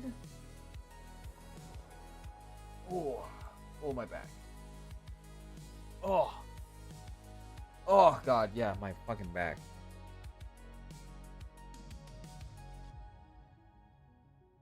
Alright.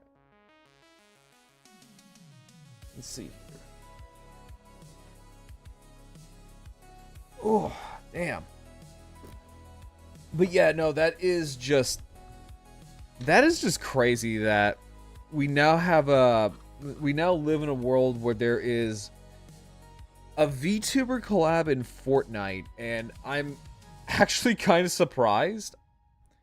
Like, no joke, I'm kind of shocked that it's not with, like, the usual suspects, right? So, you know, maybe like something like HoloLive. But Kizuna Ai, that is kind of wild.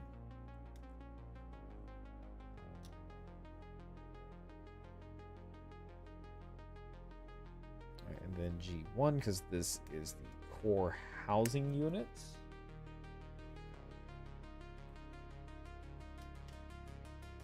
Yeah, so that's the core housing unit. And then G8, 6, and 3. So there we go, there we go.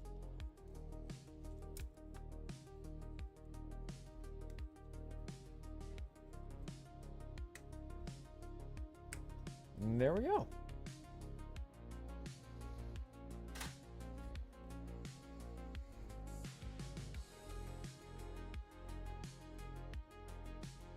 So looking at it, so that's gonna go down. Gonna match it up. Yeah, so far, like, there's really not like.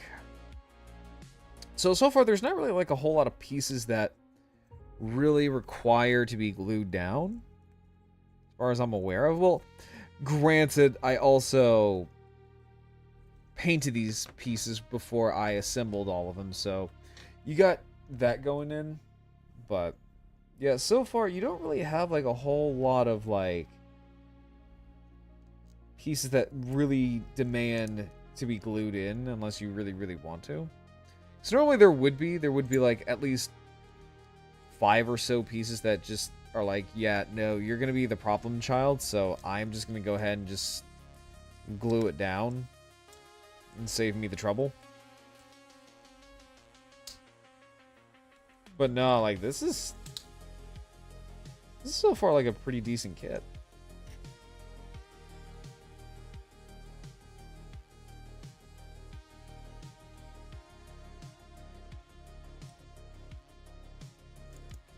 And then there's your housing unit.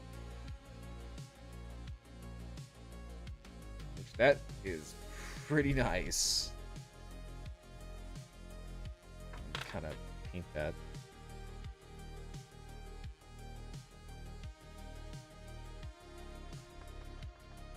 Go ahead and try to dab the hell out of that.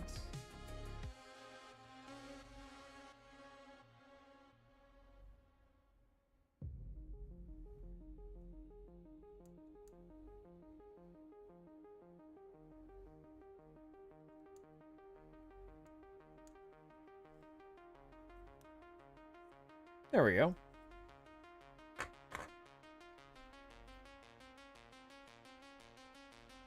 Kind of give it like a faux clear piece look to it.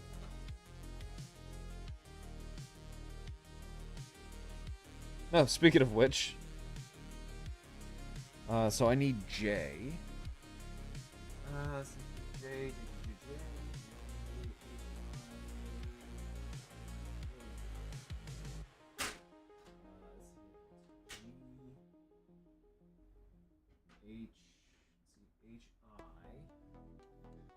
Where is J? This is W. So I need W1. So it's this little bugger. There we go. J. No, U, S. It's R.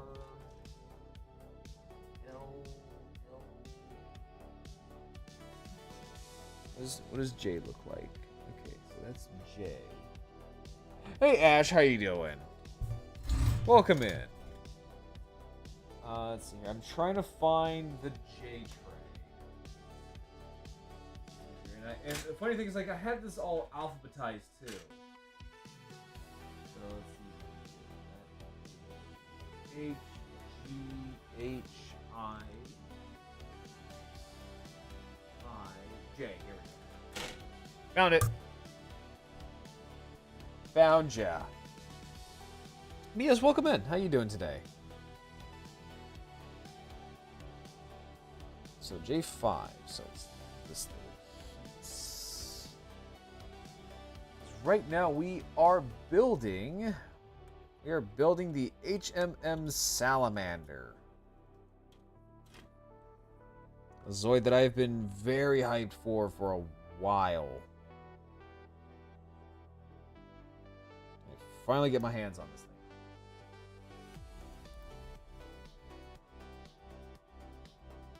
And also the source of my woes during Christmas, because I was worried that this thing is going to break the bank, which luckily it didn't. Because for some reason I know not, it decided that it wanted to come out during Christmas time, at like the tail end of December, when everyone and their grandmother have spent their money.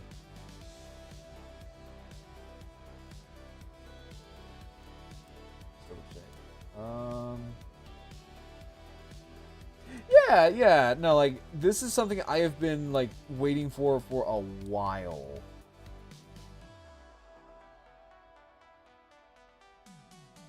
Just double checking here. Oh, okay, I was like, wait, hold on, what am I missing here? Also, thank you for the head pads. Thank you.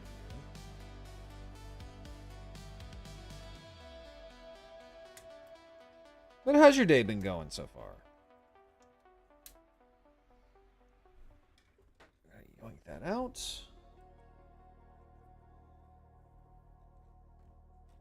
I was wondering why it looked a little naked. And we have this weird peg sticking out. There she goes. There she goes. How long have you been waiting for that? Also, my day's been going. So, I've been waiting for this guy for I think like a few years because this guy. So, I wouldn't say like a few years. I'd probably say like a year or two because this guy came out, or I should say the artwork came out like I think like a couple of years ago. So I've been waiting for about like 2 years. My day's been going all right. It's been a little slow, but that's fine. I'm not too worried about it. No, you're fine. You're fine. Don't worry. Don't worry. It's all good. I'm just happy that you stopped by.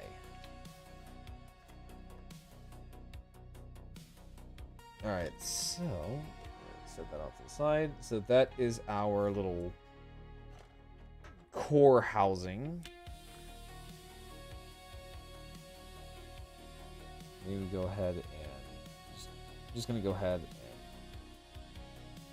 and align it.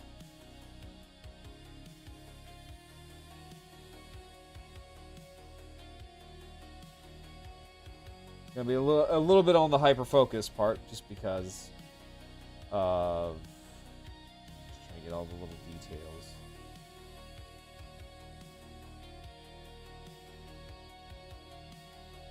There we go. That's a while for waiting for something. Oh, absolutely. No, absolutely. When it comes to Zoid kits, they typically will announce like a proof of, I guess you could say like a proof of concept, like 2 or more years from when the actual model kit is going to be released, just to kind of like speculate to see like, you know, just to see like fan reception, see like how people are hyped for that. Just to kind of see like, is this something that people actually want? And then they take it from there, because if not, they don't really necessarily make it.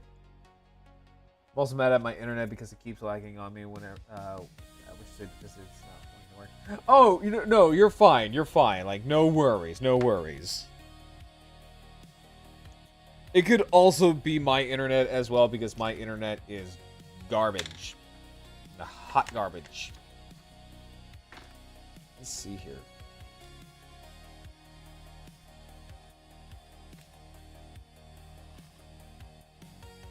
Just trying to speculate to see like how far we can go with this guy. Alright, so now we're gonna be working on the actual like body. That makes sense. Yeah, no, it does. Yeah, because typically when it comes to Zoids, like they'll gauge it, and I mean like there will be some Zoids that people will want. Then fans will be like, eh. Because I think that was the case with the HMM Death Rex from Zoids Wild, and the HMM Gill Raptor, also from Zoids Wild. Because I'll have to ask Phobos about it, but I don't think the Wild Liger was really that well received. And I think that's probably why they pulled the plug on the on those 2 Zoids. Hey Ronma, how you doing?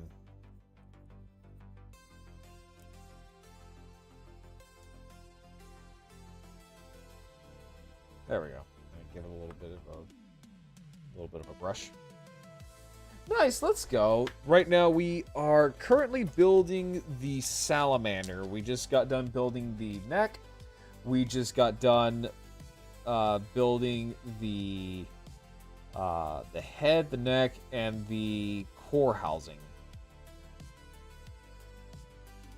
Technically, I should say the cradle.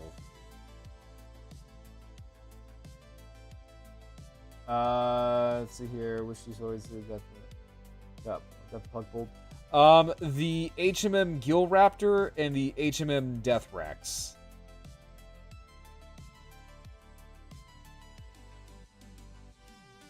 Because it has been a few years and we have not seen hide nor hair of either of them. So it is safely to say that they had their plugs pulled. Also, thank you for the head pats. There we go. Yeah, it's... Yeah, because I want to say the Wild Liger was... I don't think it was that great, was that well received. Because I remember the Wild Liger was kind of... I guess you could say it was shelf warming for a while.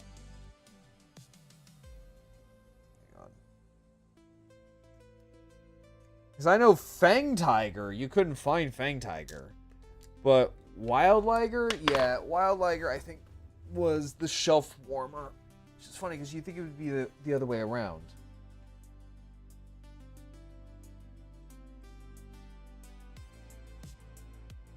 Alright, yep. Got my new Smuggalana Gamer Sups Waifu Cup. And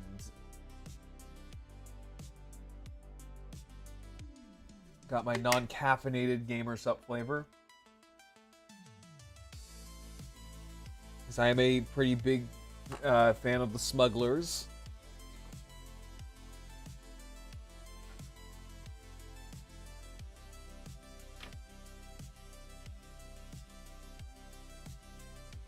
Let me catch right here, chat. Was busy panelining the Moorstorm, Wolverine, and Deadpool model kits. I don't know what those look like, but that sounds kind of cool. Oh, shit. So we're going to go ahead and pop both of these out.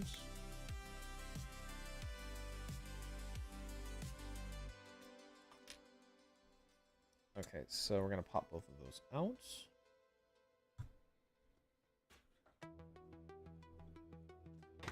So set these off to the side. Actually, no, we'll grab... Actually, no, wait. We need... No. Set these off to the side. So we need... Wait, 8. Oh. Duh.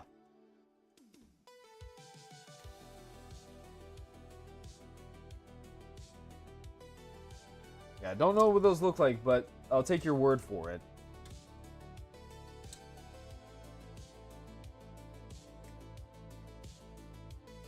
No, hopefully whenever I move into my new place, the internet should be a lot better than what it is right now. Because we just gotta grin and bear it until... I think your internet is not mine. Yeah, oh, I know it's bad. Oh, I know for a fact it's bad. Like, I have tried everything from switching over to different servers. I have tried switching over to going full-blown PNG. Nothing seems to really work, so we just kind of have to just kind of roll with it.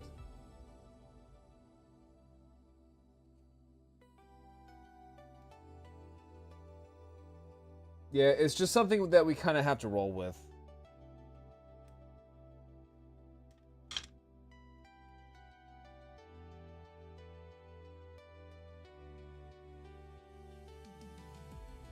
Let's see here. See it. Also, kind of excited as I might have found a Grail figure of mine, Iron Factory Black Zarok. It's arriving tomorrow. Nice. Let's go. But yeah, no, I do apologize for the internet. It's just... Yeah, oh, I know, like, my internet's trash. I absolutely know that it's absolutely fucking dog shit. Because the part of Maine where I live in, the internet is awful. It is absolutely awful. It's literally nothing I can do.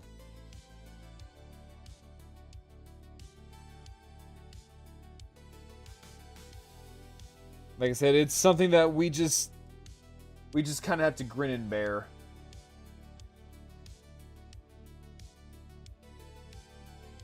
Because I tried the Japanese server. I tried that. The Japanese server worked for maybe an hour. Right? It worked for probably about an hour, and then yeah. That one I can't help, Ash. I am terribly sorry. I can't help that one. Unfortunately, it is what it is.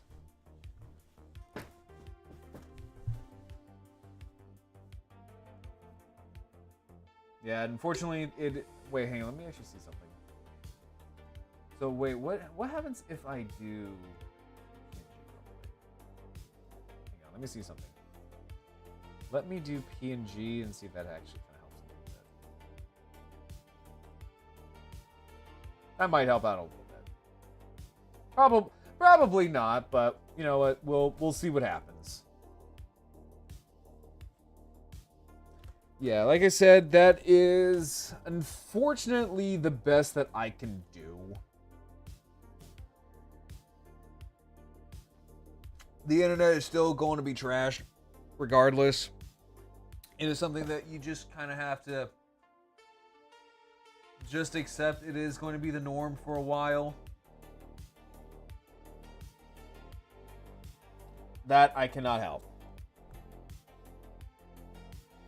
So, and I'm not the biggest fan of running ads myself, but at the exact same time, if I don't run the ads, Twitch is going to run the ads.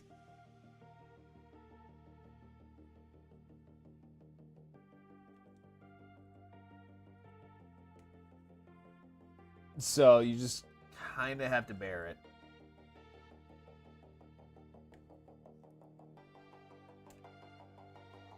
I was going to say, and if you're not the biggest fan of ads, there is always the subscribe button too.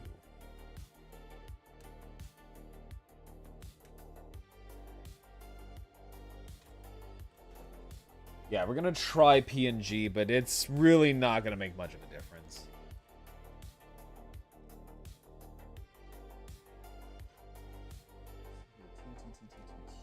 Where is T? Where is T? That is G. Yeah, like I said, that is out of my control.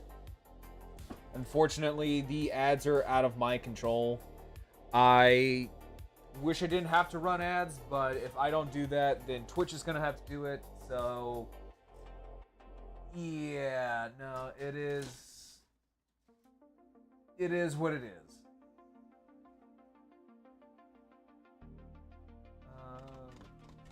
Where is the tea tray?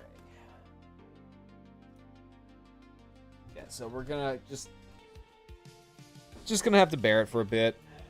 When I get back from my hiatus here pretty soon, the internet should be a little bit better because down in Florida, the internet is a lot better than what it is right now.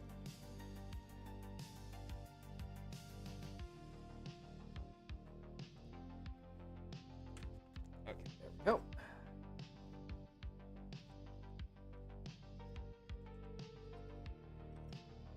So let's see.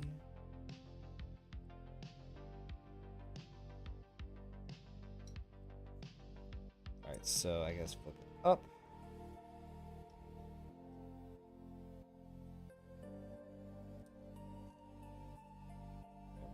Nope. It's trash. The only... Hold up, what? The only way I consider it to be trash from the viewer standpoint is when I see, I would say, constant disconnects. See which I haven't seen. Yeah, I think it just depends from place to place, honestly, because his part of the world is probably doesn't have the best internet, so who really knows? I'm not entirely sure, to be quite honest. But I might pop back the model. It's like I said, like over here in Maine, I'm getting like anywhere between yellow and red KBS or KBPS. So it's it is what it is. Yeah. Anyways, what is that? So when it's finished, it will look like this.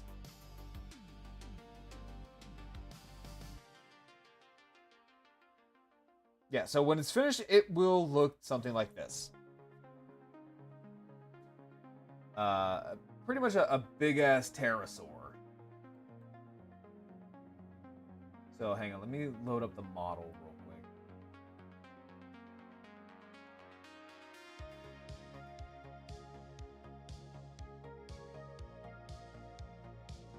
Hang on, give me a...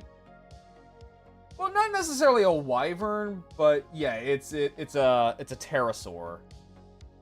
Hang on, give me a second here. Let me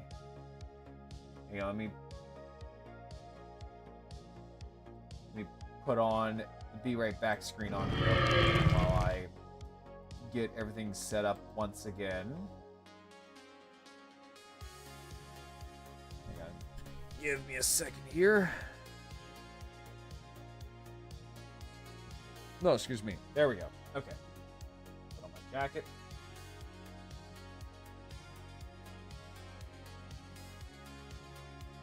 Yeah, it's really, really cool. I personally just love the Salamander.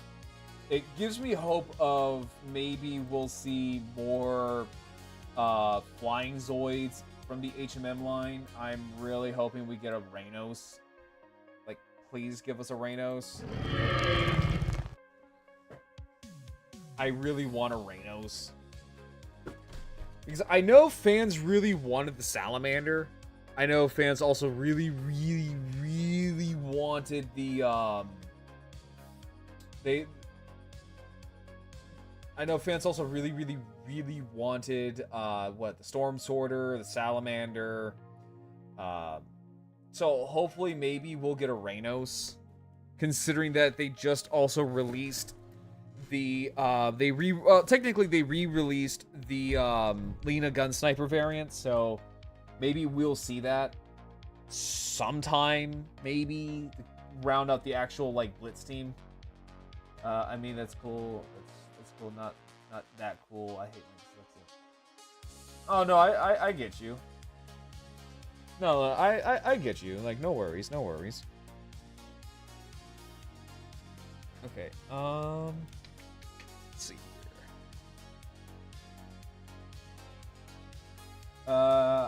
I know that we won't get a Whale King. Yeah, no, Ranma, I would say let that dream die, because we will never see a Whale King. We will never, ever, ever, ever see a Whale King, sadly. However, there are... Now, I will say, though, on Mandarake, you can still get a Whale King. It's just, I hope you have the wallet for it.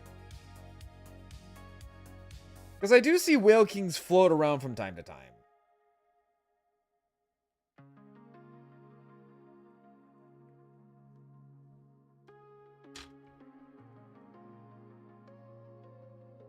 Yeah, I do see Whale Kings float around from time to time, and... if I remember correctly, the last time I was on Mandarake, there is a Whale King available. Yeah, there you go. I still don't have a chat command code for that, Ranma. But I do appreciate it. But yeah, I still don't have a chat command code for that. Ah, shit. Bro, my dyslexia is horrible.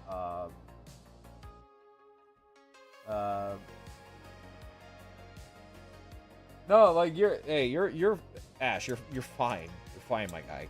Calm down. Like you're good.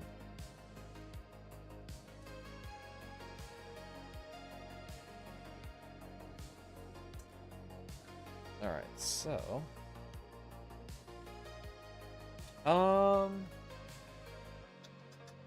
I don't know what I want the canister to be, because I'm trying to paint these things all nice and pretty. I don't know what exactly I want that to be. This I'm gonna paint gold.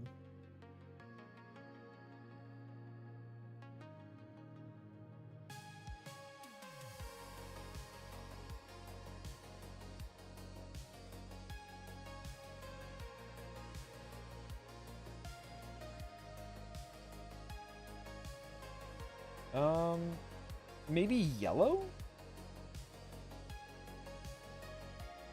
I don't know, maybe yellow? Feeling yellow. My bad, people usually get... No, you're fine, you're fine. Like, as long as you know, don't make a big scene out of it, you're fine.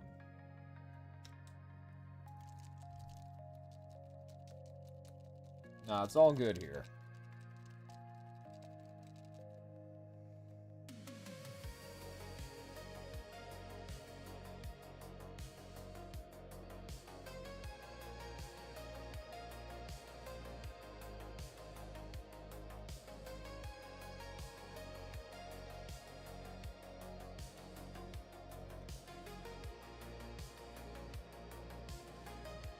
Go.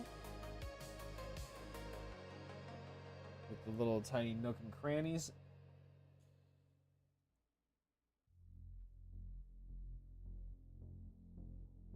These little, like I said, I'm going a little bit above and beyond for this guy just because it is a Zoid that I've been like really hyped for, so.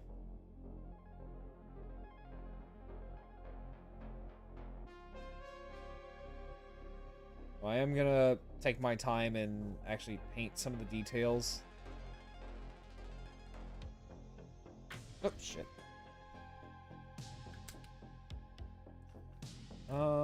Let's do red.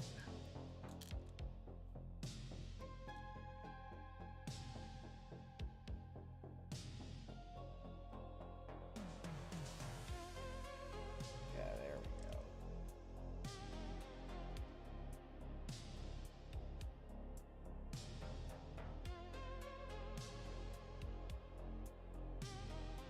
Now, the funny thing, though, is that in Zoids, there is technically a wyvern, but it's not a wyvern. It is, I think it's the Gilvader. Gilvader / Gill Dragon. Now, they are labeled as wyverns, even though that they are, in fact, dragons. And I want to say the Gungi is also labeled as a wyvern, even though it is a dragon. Okay, have a good time, Ash. Thank you for stopping by.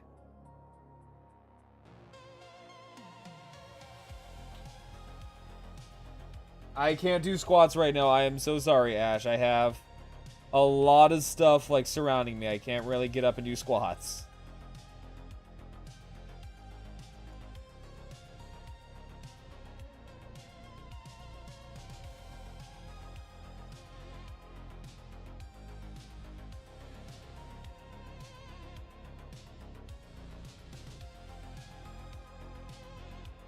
Oh.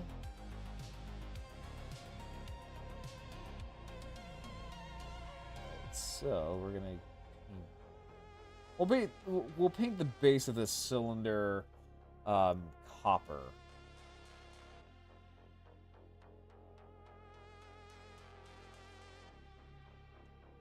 There we go. That is looking pretty snazzy. So far, that's looking pretty snazzy. Also, whenever I come back from my hiatus, I will also more than likely get a far better webcam to go with this as well.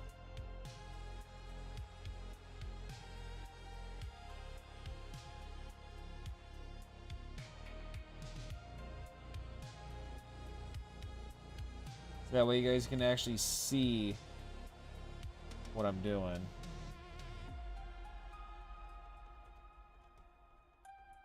My day's been alright. It's been slow. It's been slow as hell. Hopefully you're having a better day, though. Mainly just because at my job there has literally just been nothing. So I've just been sitting in my work van for 8 hours a day with like literally no one to talk to. So at times it is a test of just how mentally resilient I am.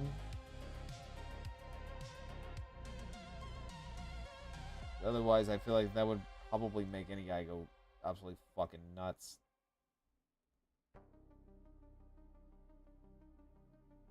Yeah, it's not fun.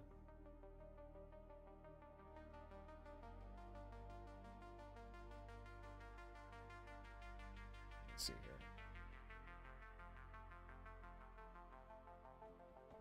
But yeah, no, hopefully, Rama, you're having a better day. Thank you. I appreciate it.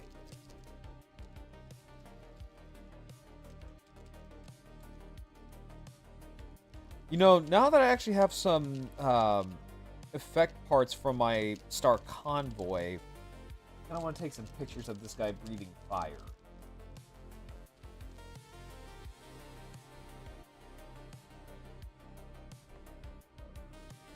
That's going to look pretty nice.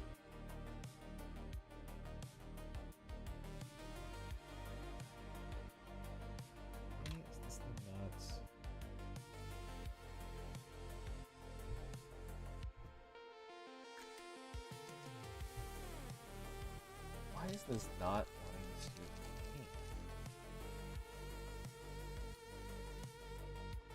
Why is this thing not wanting to paint?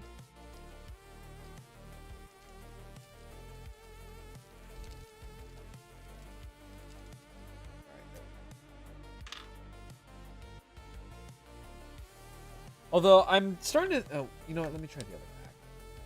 But no, like I am kind of like debating on making like a little redeem for people who are in ad break jail to let me know that hey, I'm in ad break jail. So, because sometimes it gets a little annoying to hear people go like, "Oh, I'm in ads." And it's like, all right, well, I'll make a little redeem for you so that way you can let people know that you are in ad break baby jail.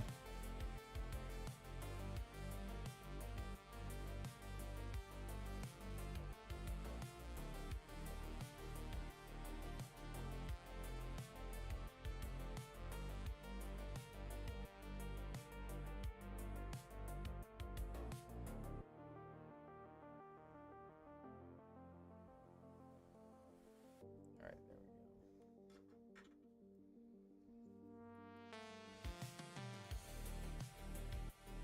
go. Will they will redeem it? That one I'm not sure.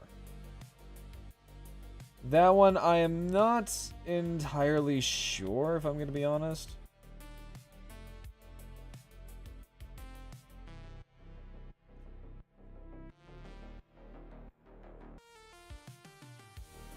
Because I'll probably maybe just give people like a warning. Be like, hey, you know, there's a redeem. You know, if you do not like ads, which I completely understand, you know, there is either the subscribe option or you could always just redeem I'm in ads. But we shall see.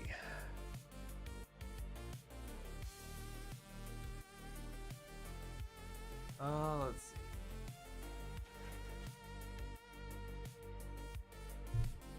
Let's see. I need 27. What is 27? There we go. So 27. I will say though, the lead belcher for this actually turned out a lot better than I thought. Maybe should have gone with like, well, obviously I should have gone with a lighter base for the core, but I'm also at the point where it's like, you know what? You're never going to see the core. Like, no one's really going to display their Zoid kits with the cores out. So, I mean, it is what it is. Although, I will say, though, it worked really well on the cockpits. Like, this canopy looks pretty snazzy with the lead belcher base.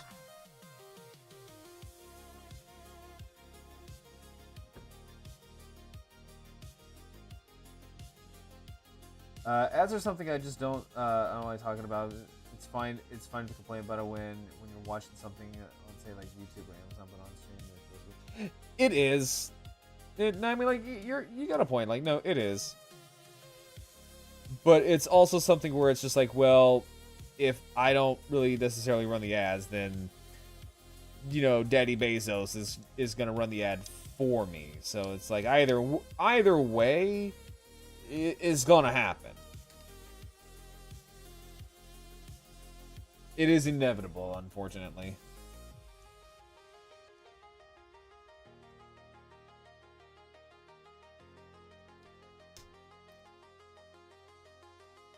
It's also how some people do make a little bit of revenue. The ads are basically a necessary evil sometimes.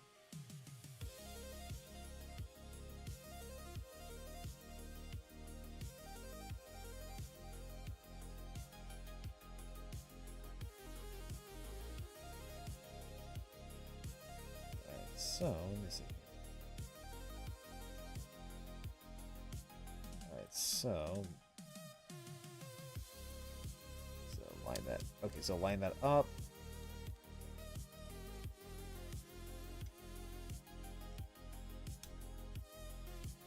Hold on, let me see here. No, that's right. That's right.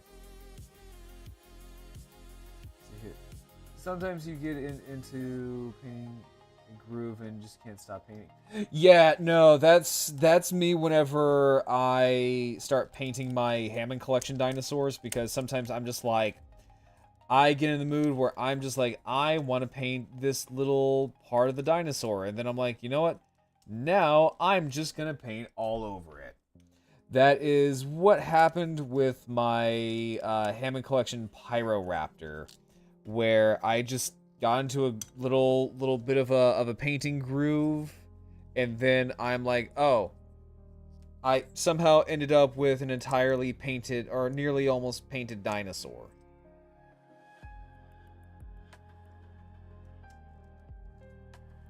Oh, shit.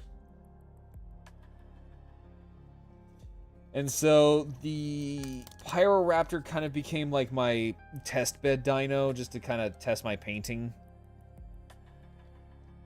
Which is something that I've been kind of debating on doing. Where I just want to buy like a figure or a model kit where I paint it just for the sole purpose of, or build it just for the sole purpose of like testing out painting. Oh, there we go.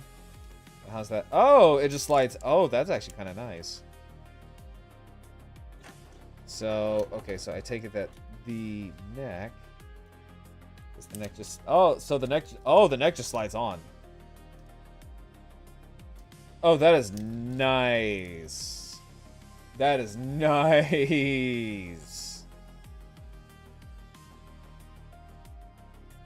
Oh, yeah, no, he is coming along nice. Oh, he is coming along smoothly.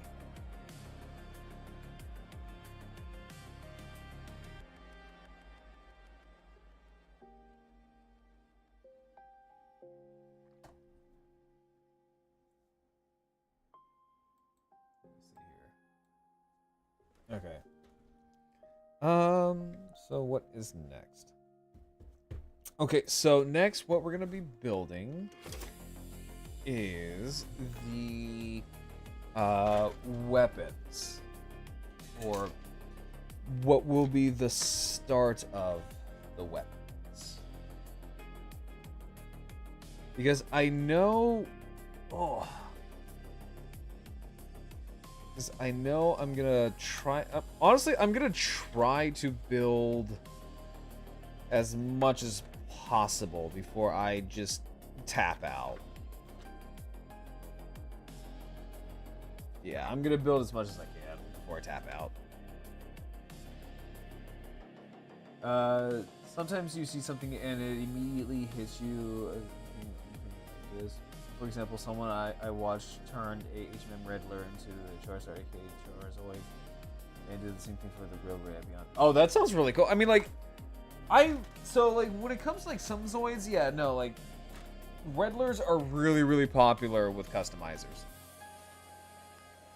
And honestly, I can see why. They're basic little dudes. And I have seen people... It's actually one of the reasons why I think, like, Redlers...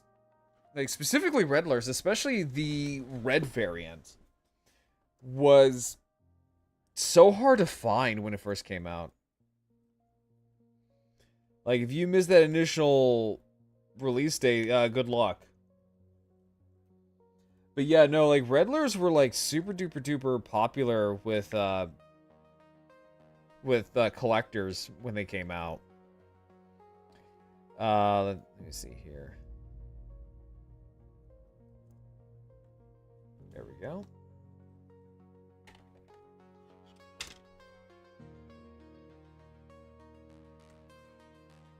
I got the purple Redler. I did too.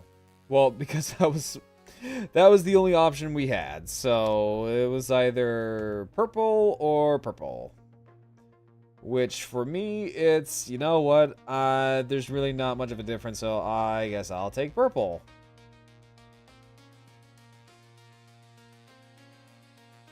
And the Zoid isn't bad. I personally really, really like it. I can see why it is a popular Zoid with customizers. Specifically customizers.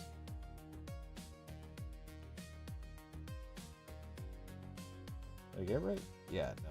Wait, did I get it right?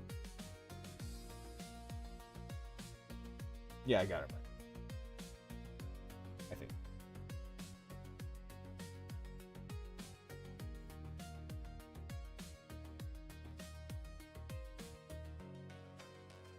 There we go. Now I got it right. Okay.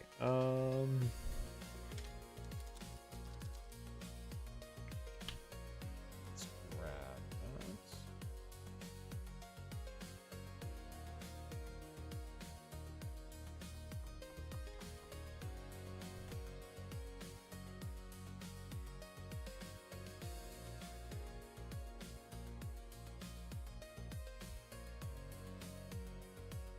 There we go.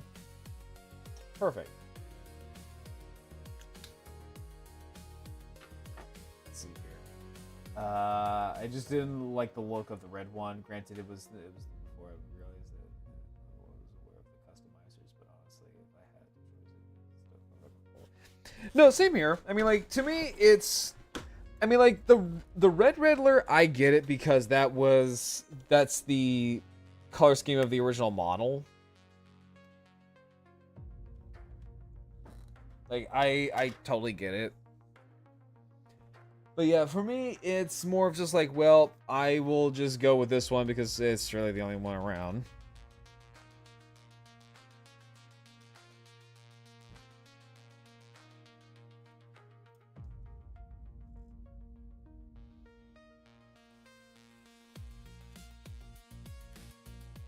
I do want to actually kind of try to hunt down some of my holy grails in terms of Zoids, because last year we got the King Godulas, right? So we can kind of cross that guy out, right?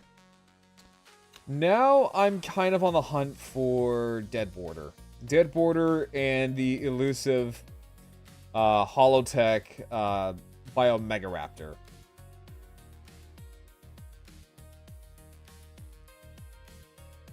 That's the one that I'm kind of on the hunt for. Because I'm not, like, the biggest fan when it comes to clear, see-through, quote-unquote, Holotech model kits, but that one is going to be my exception.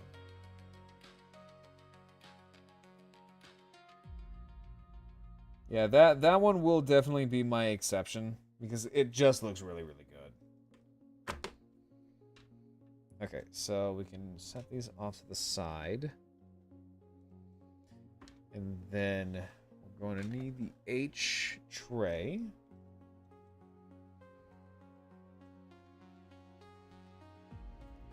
Because these are going to be like the little armatures for the Vulcan guns.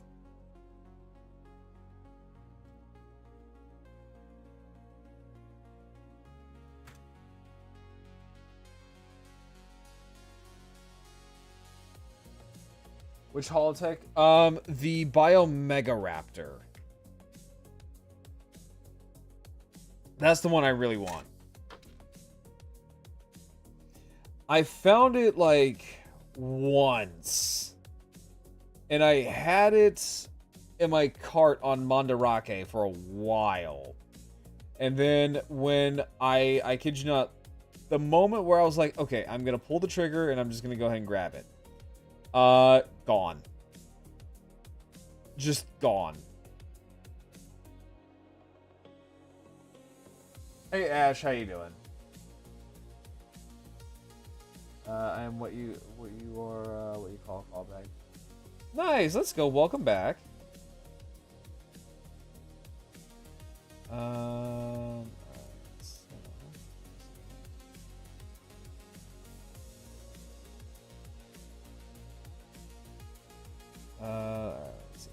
Yep. But yeah, it's something that I've always wanted just because it looks really, really cool. And plus, I have the other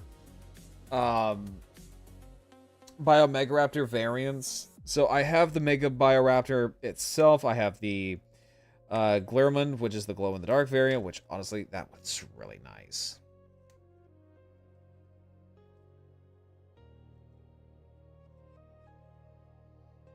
Which is funny because I have all of the Biozoids minus the Holotech with the Holotech Biomegaraptor and the Bioraptor Commander.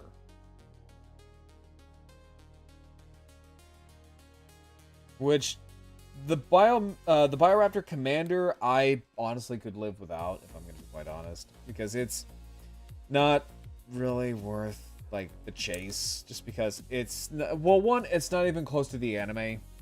It's really not. So there's really no point for me to grab it. Okay, so basically we're just going to just leave out the H tray because this is basically what it all is. Let's see here. Whenever I see clear holotechs, I can think of GPS nightmares. Literally, the only clear colors I can think of is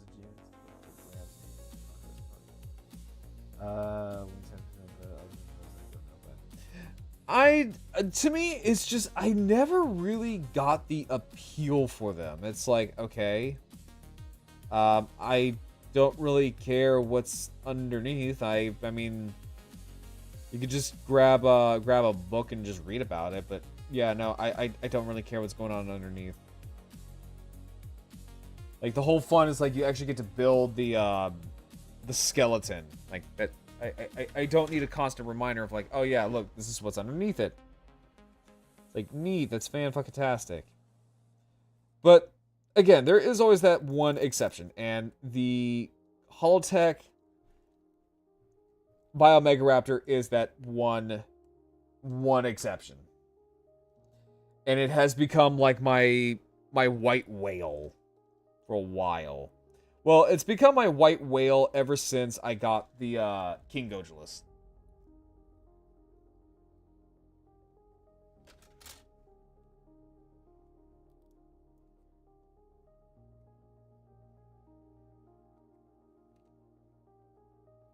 Which the King Gojulus is like the, I would say probably like the creme de la creme of like Zoid models, right? Because that's like your ultimate bragging right. Because not a lot of people own a King Gojulus. Like, if you own a King Gojulus, that's like saying, like, congrats, you are a hardcore Zoid nerd. Because you actually tracked one of these fuckers down.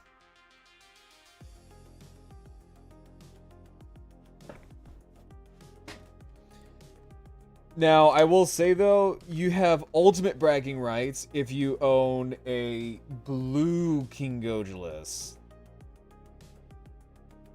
which I know those are even more rare, because those were, if I remember correctly, a blue King Goji was basically I want to say it was a lucky draw. Yeah, I want to say the blue King Goji were just lucky draws.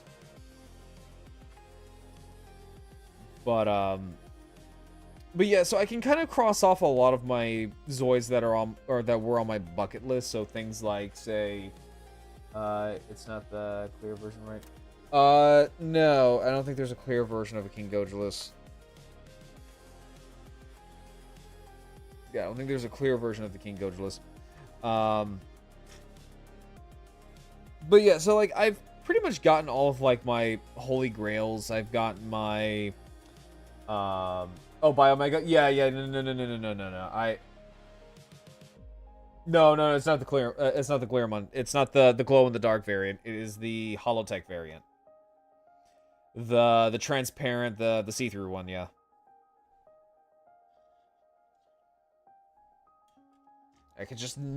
I can never find it, and if I do, it is beyond my price range.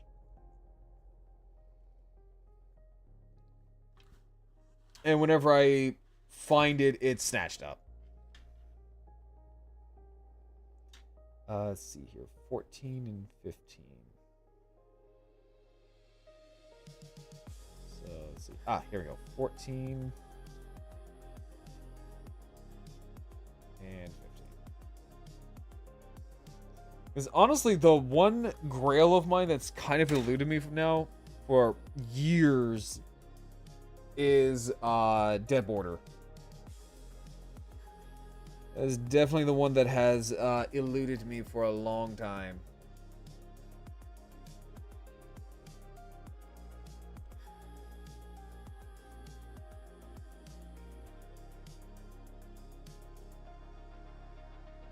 There we go. Alright, so. Actually, you know what? While I'm at it.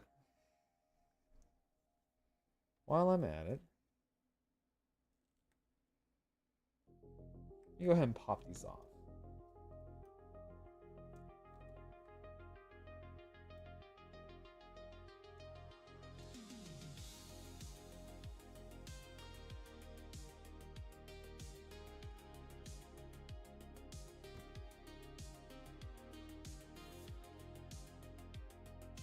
Let's see here.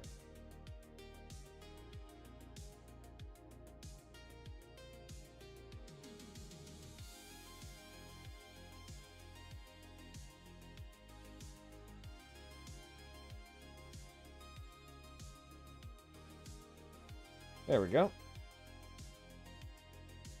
There's one little Vulcan gun. But yeah, so like, in terms of like my grails, I have what? I have King Goji, I have the Seismosaurus, I have Mad Thunder. I got basically all the ones that I really want. Now, that's left is the Holotech Biomegaraptor, Dead Border, Gilvator / Gil Dragon. And I think that's actually about it, really. Not a whole lot. I mean, like, there is the red Death Razor and Parablade. So that way I can just get the standard Decalta Dragon, because it's always such a bitch to find. But yeah, no, like that's pretty much all that's left on the bucket list.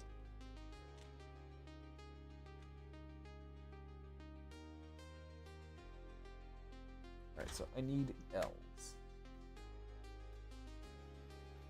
Alright, so I need L. Let's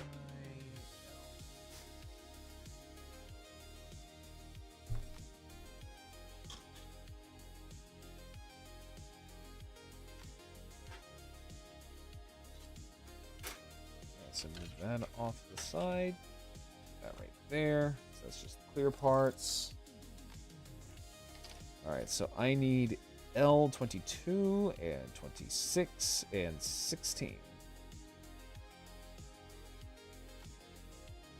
Let's see here. Where's it at? Now, real quick.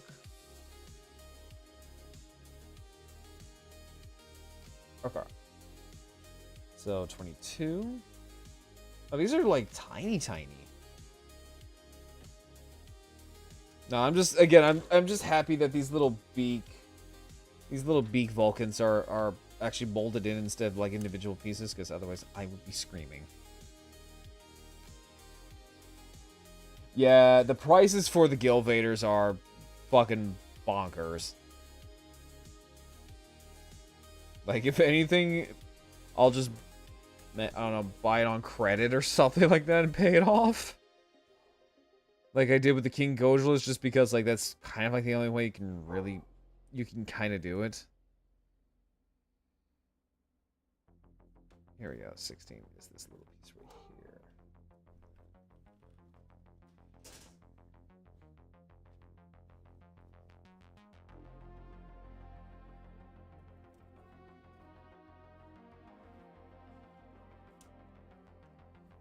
Alright, and then these right here.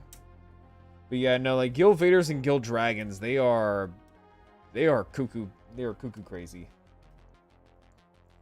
And like, I would be happy with either or, just because, you know, I actually have one in my collection.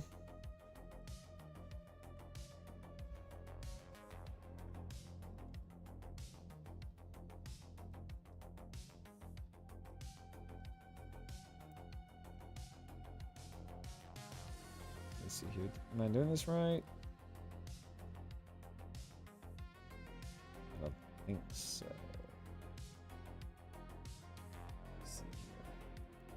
But yeah, no, Guild Vaders and Guild Dragons, they are, they're up there.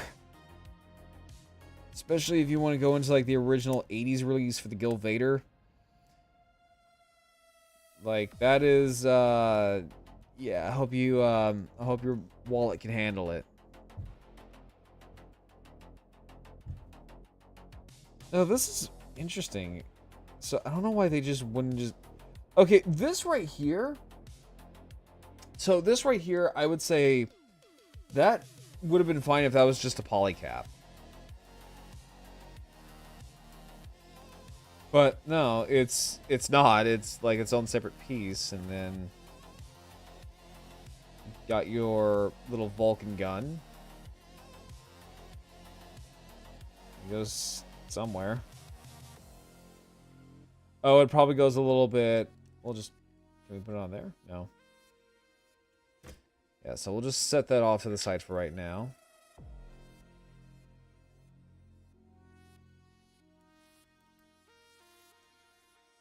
But that's actually kind of cool, though. It's like plastic on plastic.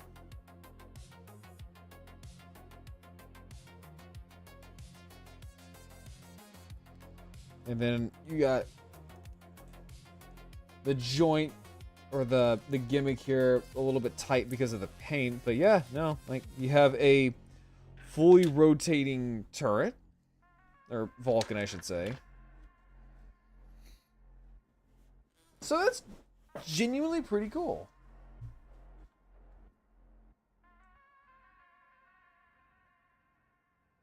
Ah.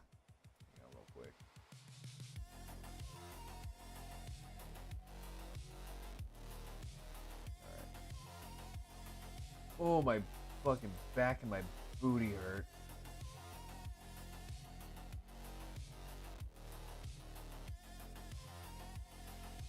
Just split second here, guys.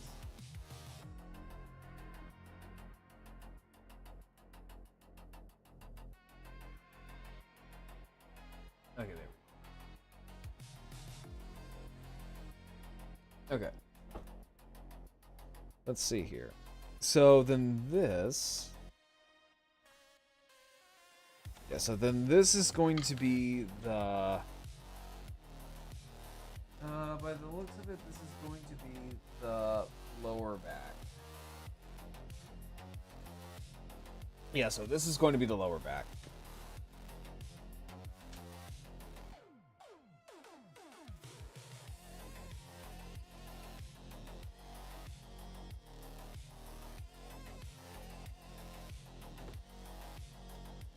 There we go. There we go. Oh, now it wants to use the polycaps. Now it actually wants to use the polycaps. So we're going to use the big giant polycap.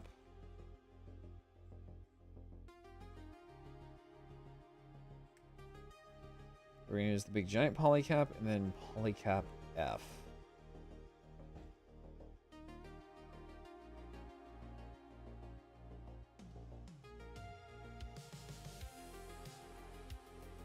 Alright, so... Oh, shit. Alright, so...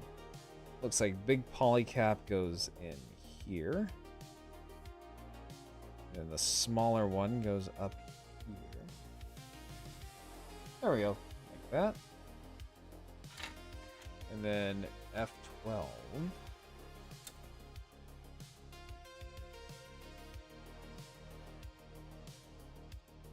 Is this little piece.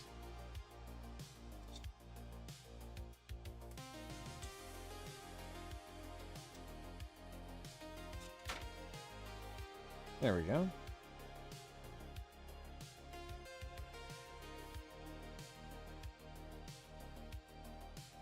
There we go. Okay, so it's gonna go in like so. Yeah, because I think for tonight, what we're gonna try to do is maybe just go ahead and just build the whole body. Like, torso and all.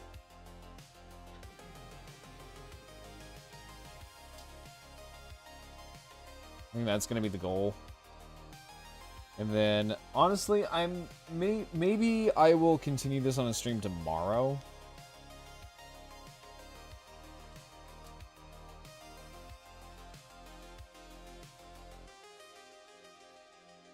Yeah, because I'm thinking about maybe just doing this also tomorrow. So.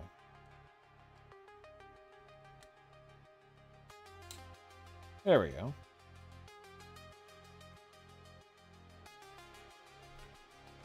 There we go. So, yeah, because this looks like this is going to be the lower body.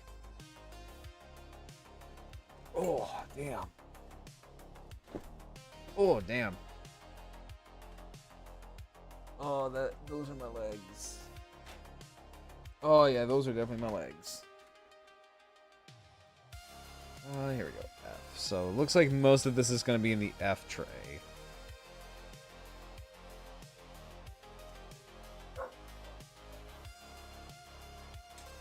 There we go.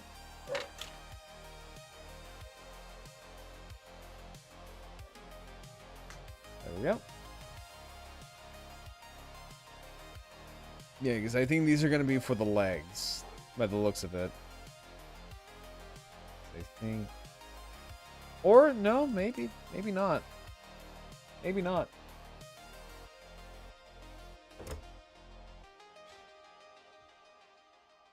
Alright, so we'll leave that off to the side, so... So, F... What? F10?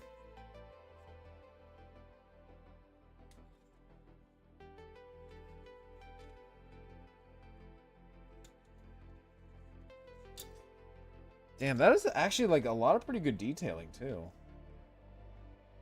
Yeah, that's actually a lot of pretty good detailing, actually.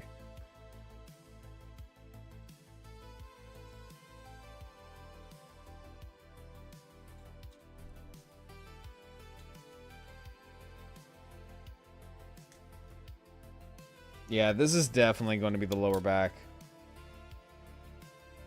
Yeah, I can already feel that this is going to be. Alright, so then F, what is this? F18, which is right here. How's everyone else's night going so far?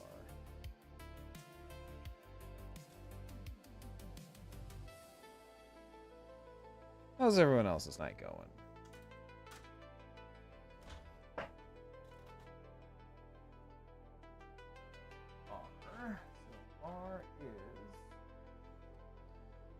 Where is my R tray? That is T. Let me T, meet R. So R is a big fat fucking thing.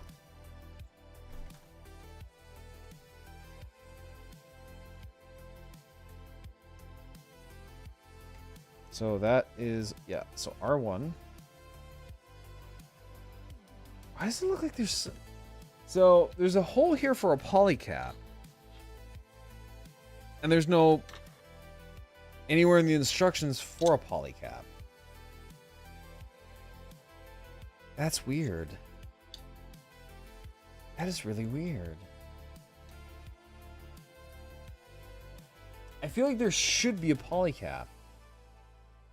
But there's not, because it's like a filled-in hole. So there's really like, so like right in there, there's a gap for a polycap. But yet,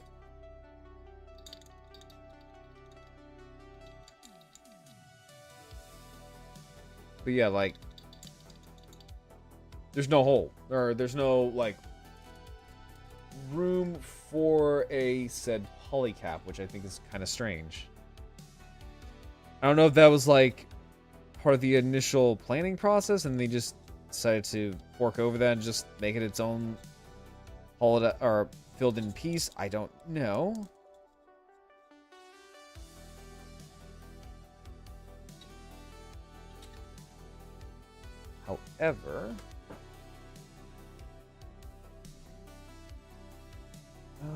However though, this piece, however, does need a polycap.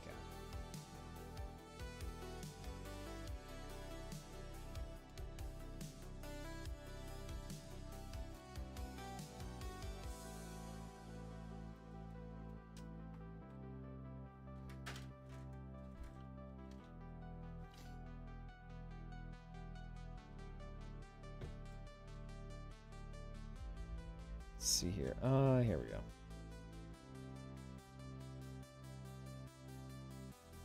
There we go.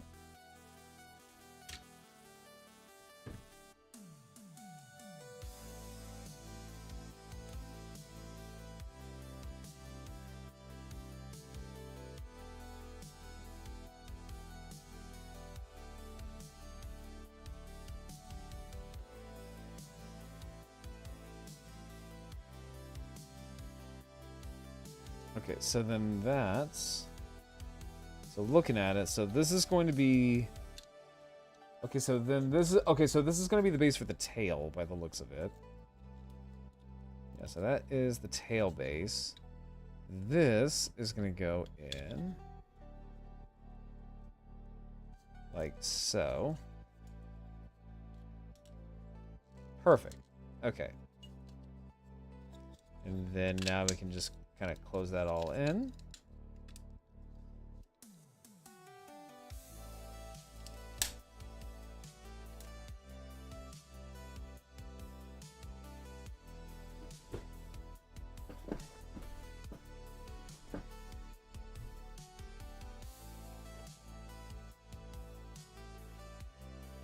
Alright, so... And then something else I'll be doing once I get, like, my apartment is that I am going to... I'm gonna get some flight stands for some of these guys.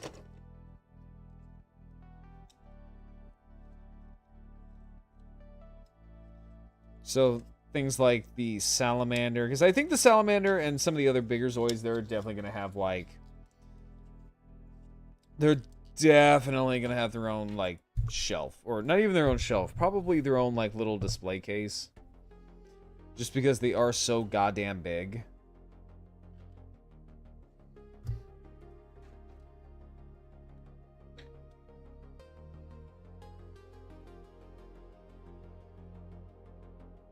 All right, so here, so we're actually going to be using the last of the G's. Also, we are about to go into ad break baby jail in about 2 minutes. That's right, we are about to go into ad break baby jail in about 2 minutes.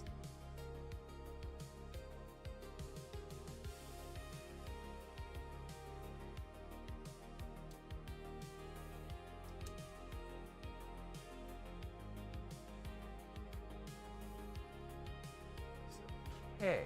K, K, K, K. Where's K? Where's my K?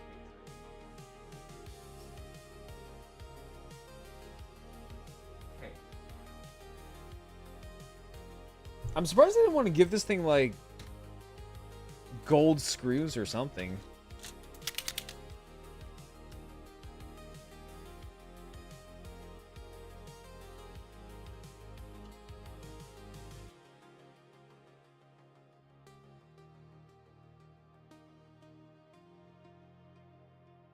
There we go. That, to me, makes a lot more sense than just plain old, like, white screws. Or, not screws, springs. They're like little shock absorbers. So we'll put that off to the side. And we'll do the same thing over here. Or not. No. So it was just only one tray. Okay, cool.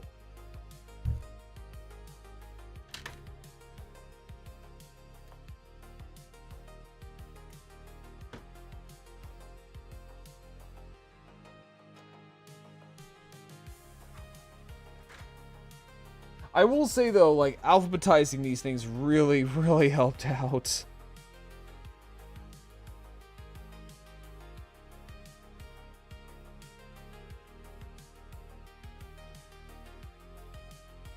Alright, so, for those who are not subscribed, I will see you when you get back from Ad Break Baby Jail. So we're about to start Ad Break Baby Jail in about now.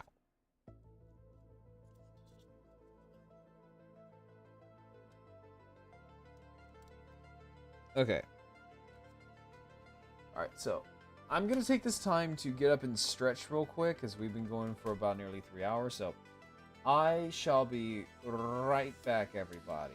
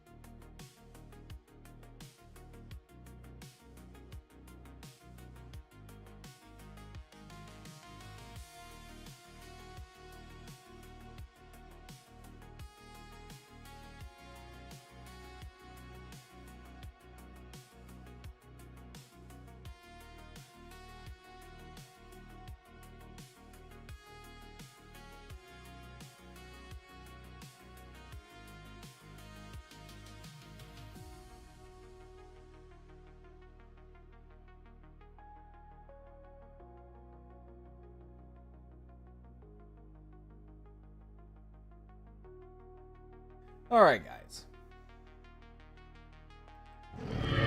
Alrighty, guys.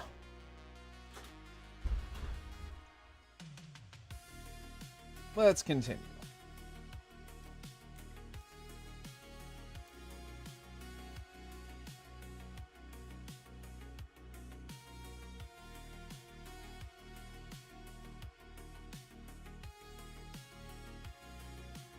There we go.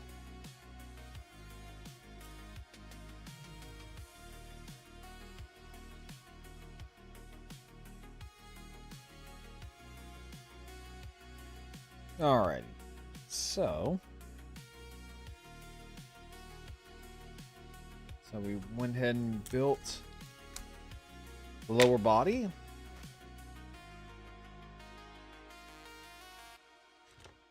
Or, no, actually, you know what? I don't think this is the lower body. I don't think it is.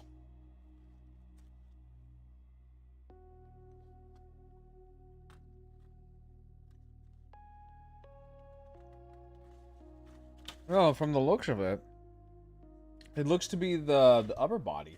Well, no, it might be the lower body. I'm not sure. Yeah, I'm not sure. Let's see. So F, H,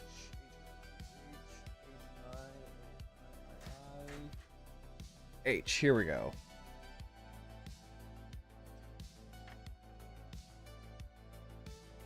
There we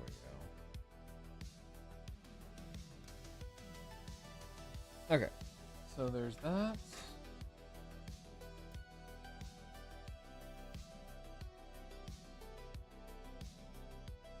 And then where is the other? So I need H16. Or did I already grab the... Yeah, I think I grabbed... Let's see, tray. No? Did I already snip it out? Hold up. Did I already snip out?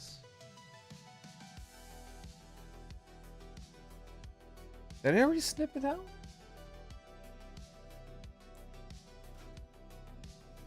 Or am I going nuts?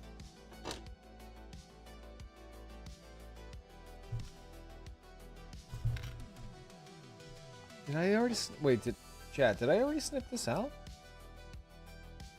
I just put it down somewhere?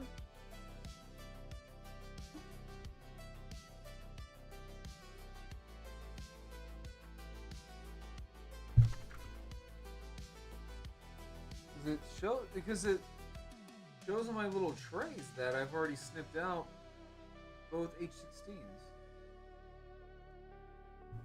Did I? I just don't know about it?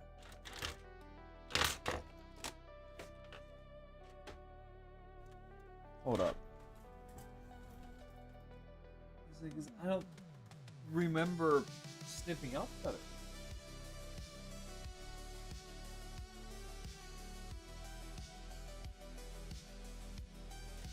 Yeah, I don't remember snipping out the other H. Huh. Weird. Or, you know, I might have, and I just don't remember. Or I just... Yeah, maybe I snipped it out and I just don't remember, because I'm kind of stupid. Let's see here real quick. Let me actually... try to organize my workspace. Kind of see.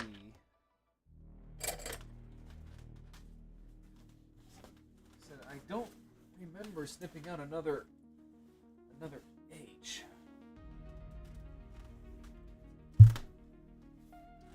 Hang on real quick. Let me put the B-Ray back screen on real quick so that way I can find this other piece. I'll be right back, guys.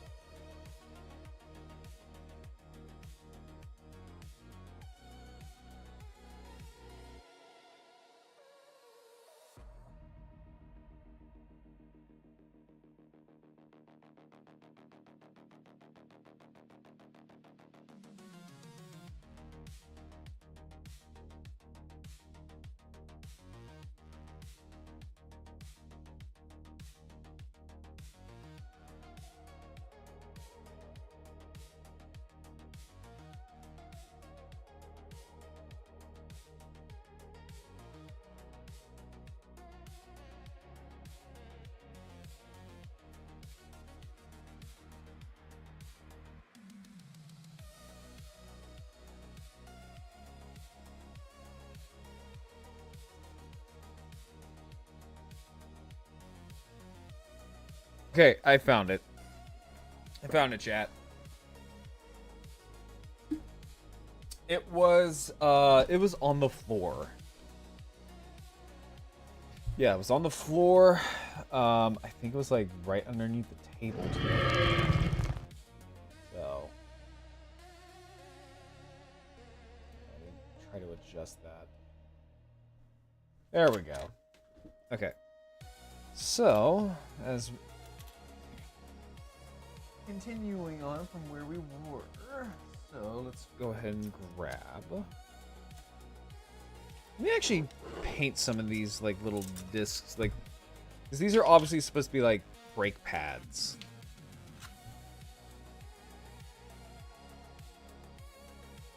Don't like that they're just white.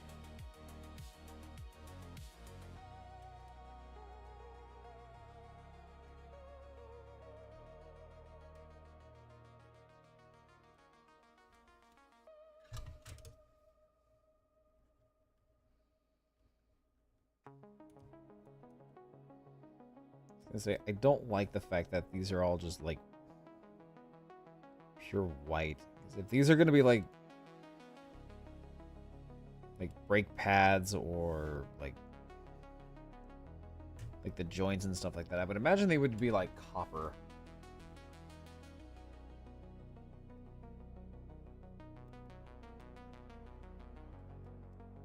There we go. So that's one.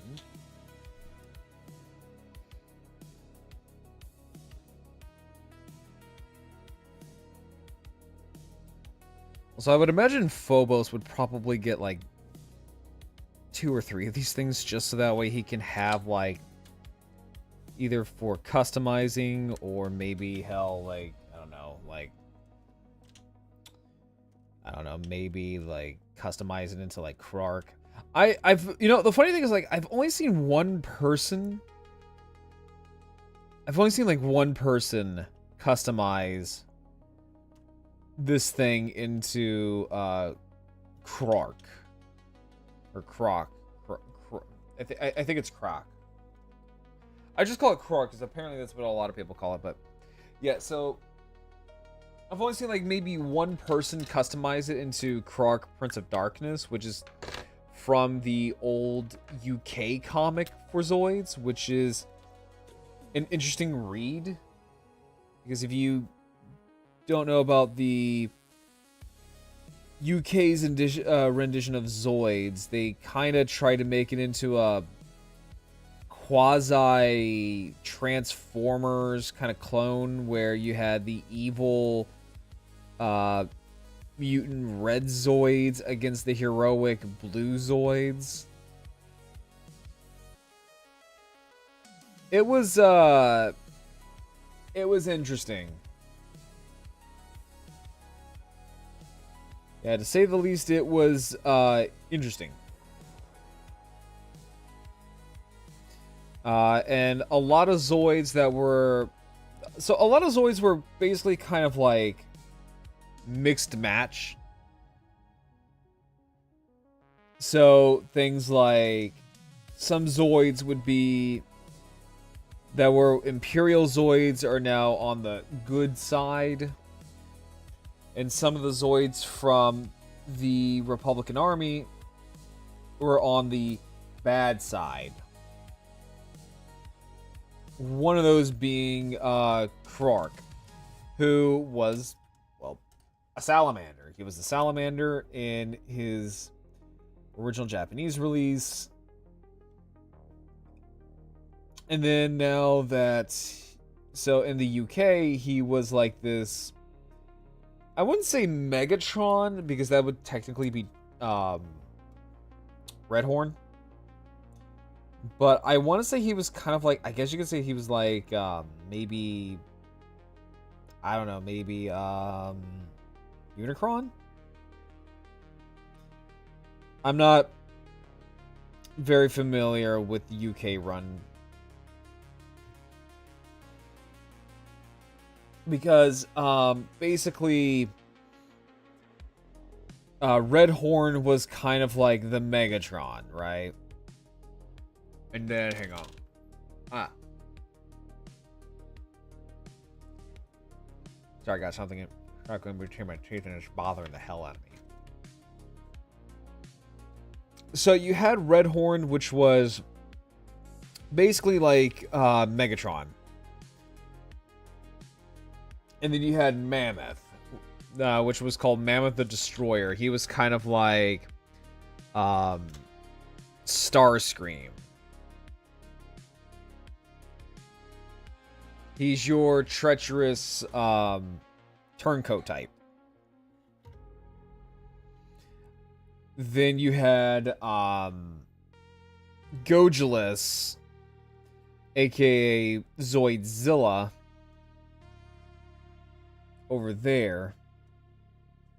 And he is kind of like Optimus Prime.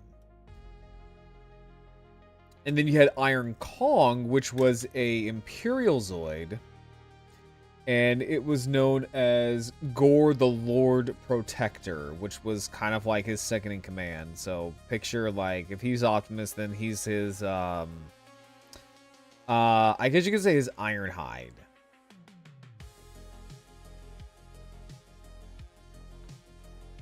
Yeah, he was like his Ironhide to Zoidzilla's Optimus.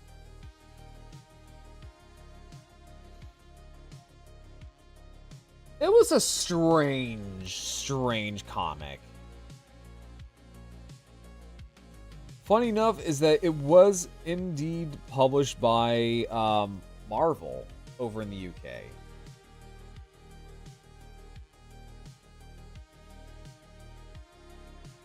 And I want to say like all the way up until the anime, that was like like I said, I think all the way up to the UK, I think that was like the UK's first and really only knowledge or experience with Zoids, and it's kind of a wild ride, I'm not gonna lie. Because the Zoids were sentient. They were sentient no, wait. I think they were either sentient or because they had robot pilots, so I think they were either sentient or they were just vessels for their robot pilots.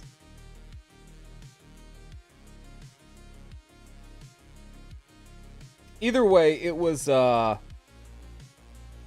interesting read.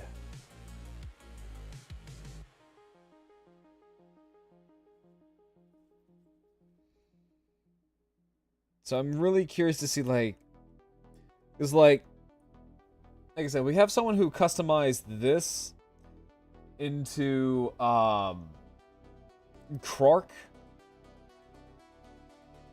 So I'm actually surprised no one decided to repaint Iron Kong into Gore.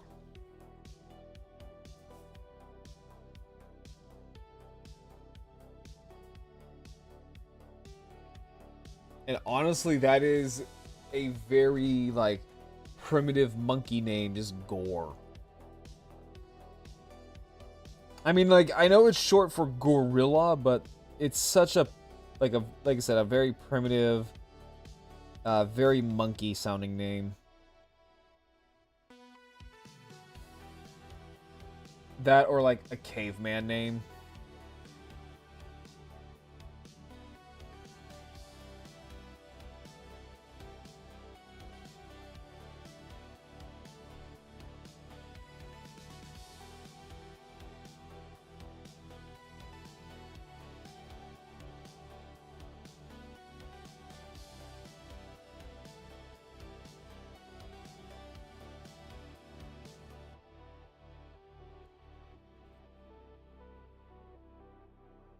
There we go.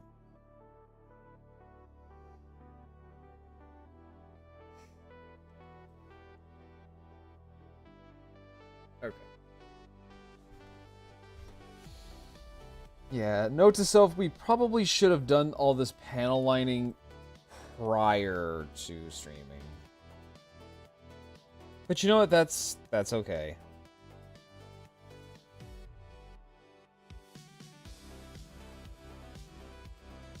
Things happen.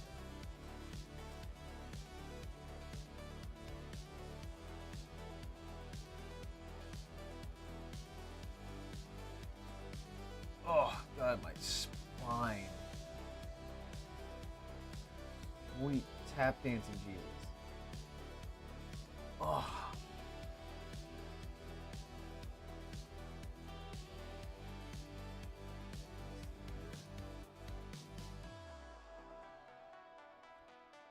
All right.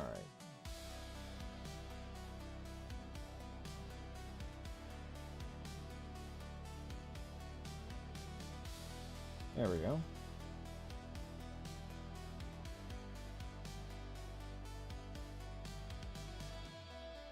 Okay, there we go. Yeah, that's actually looking a lot better. Yeah, like I said, probably should have just done this before stream.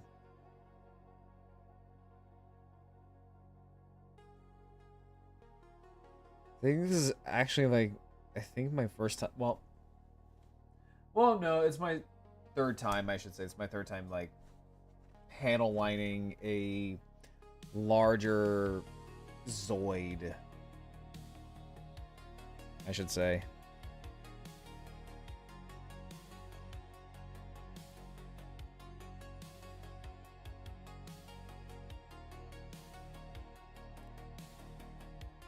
There we go.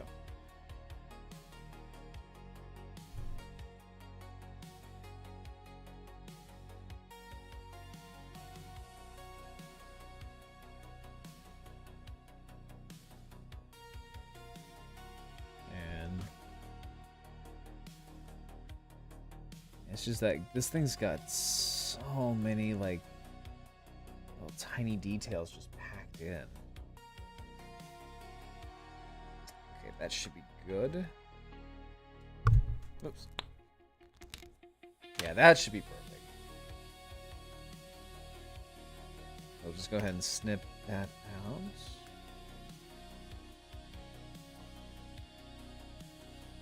So that's going to be for the legs. Or what I'm assuming is going to be for the legs. Is you were to ask me, I think that would be like for like the brakes.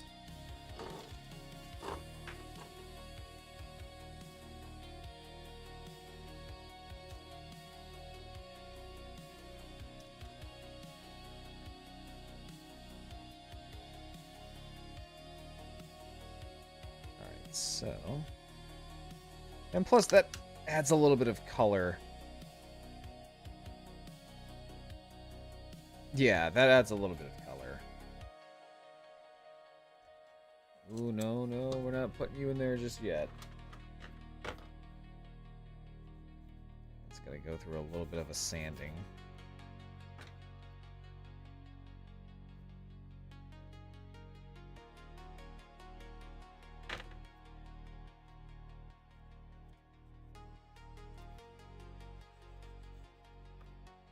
There we go.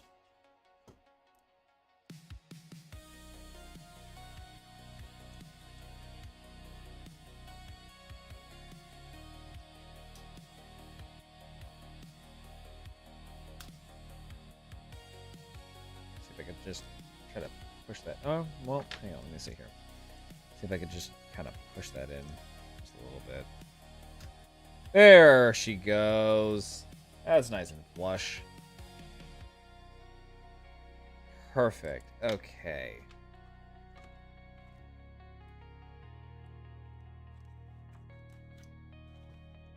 Alright, so now we're going to start adding in all the other little tech greebles, whatchamacallits. So let me go ahead and pull out these two little doohickeys that we snipped out at the beginning of the stream. Put them over here because that's going to play a pretty big role here in a little bit. Oh, you know, this actually this might be the lower body because that is... Okay, yeah, so that is... Wow, okay, he is... That's kind of a long boy.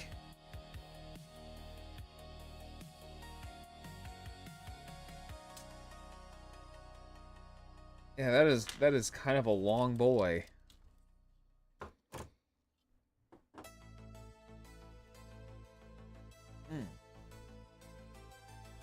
Okay, so need that D. So D14. Honestly, I'm not really too worried about panel lining the blue parts. Mainly just because, like, I don't think it would really show up that well. Because all it would be is just black on black. Or just, really just dark on dark. That's... Looks like it's gonna go in between... looks like one... Oh, wait, right here.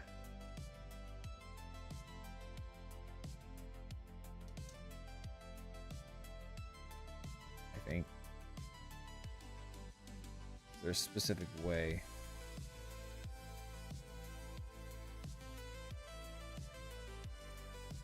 I feel like this is going to... Okay, yeah.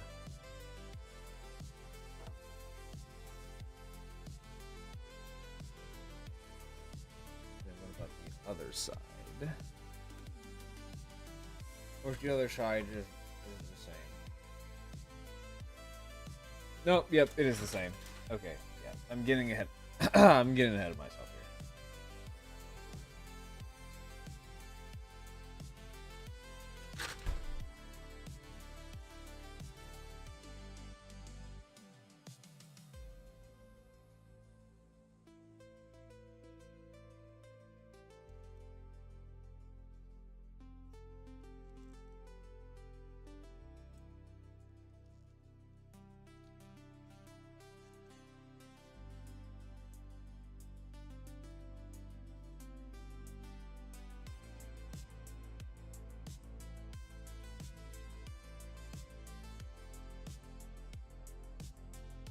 There we go.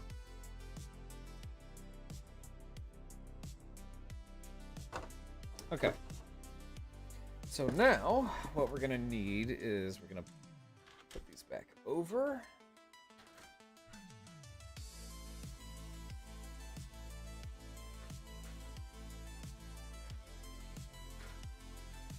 Now we're gonna need K and C, so it's gonna be here.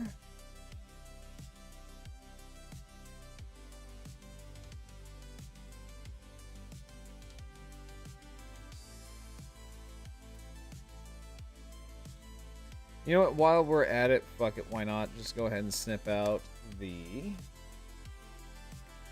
I'm going to assume this is for the back. We can go ahead and just put that off to the side because I know that's going to be a little bit... Oh wait, no. You know what, fuck it.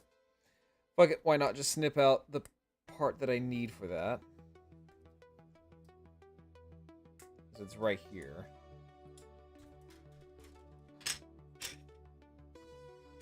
Yeah, I guess fuck it, why not? So, snap that in.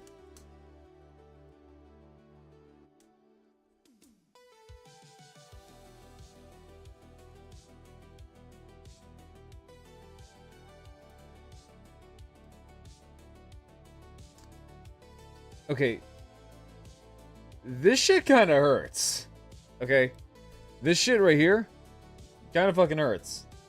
Just because these are little divots or like something for like some kind of piece, but if you're gonna be buying this Zoid, which so far I don't see why you shouldn't, but if you are gonna buy the Zoid, just be very careful that these four little prongs are are not sharp. Yeah, they're sharp. Yeah, they're sharp. Let's say, well, no, pointy. Better term is pointy. So, just be wary of that, because it could possibly, if you're not being careful, it could very well draw blood.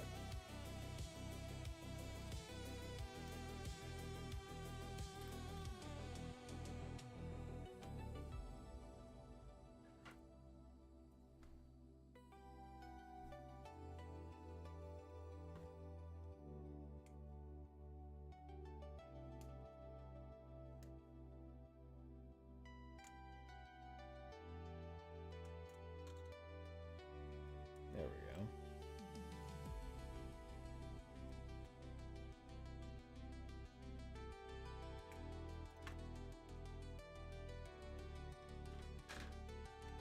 Okay. And then grab these little hatchet pieces. So they're going to face outwards. Okay. No, chat, one of these days, I'm going to... You know, once I'm actually, like, in a better physical shape, I really do want to actually kind of start going back to cons. Because I'm looking at MagFest, and it looks like a lot of fun. It genuinely looks like it's a lot of fun.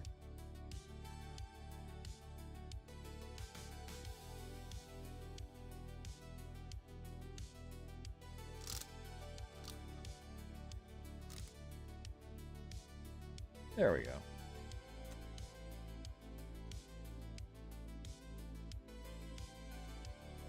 But no, once I move back down to Florida, I might go to MetroCon. I definitely do want to go back to Holiday Matsuri because that was like my go-to haunt for a while. Especially since MetroCon's kind of been going down the wayside. Granted, I don't know if it still is. I don't know. Because the last time I went to a MetroCon was like 2019 for I think like maybe like a couple of days. That's just all I could really afford. But from what I remembered, it wasn't bad. But honestly, I don't know. I guess maybe it's just because, like, I don't know, maybe it's just because I'm getting older. Maybe it's just because I'm getting a little bit older. I'm just like, I don't know how many cons I still got left in me, man. Because if I'm gonna go to, like, an anime con or something like that, I'm gonna cosplay. But I don't know, I'm just... Again, I don't know, maybe it's just the cynical old man in me just creeping through, but I'm just like, I don't know, like, I don't know how many more cons I have left in me. But also, I still want to dust off my ranger suits. Like, I haven't touched them in years. But I do plan on cosplaying as them again. Now that I'm, you know, back in the army, now I actually have, like, I'll have, like, a better workout routine. Because every day is going to be PT.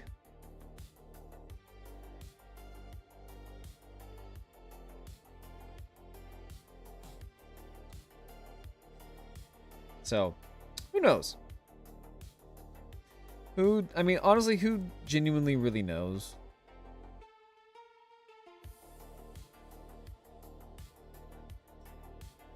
And whenever I have kids, you know, I'll drag them along too. But I'll drag my kids along to cons when they're old enough. Right? Like, I eventually do. Like, I want to... Like, whenever I have kids, I want to involve them with everything. Right? Like, I want to involve my kids with everything Dad does. But again, I want to include them in when they're old enough. Because I feel like a con, like something like, say, MetroCon would overwhelm a baby.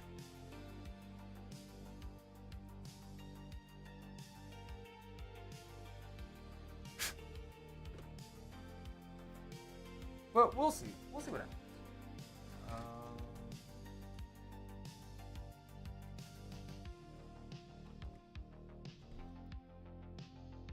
Again, maybe sometime, you know, somewhere down the line. But that also includes, like, you know, some woman's got to be insane enough to be with me so that way we can actually have kids.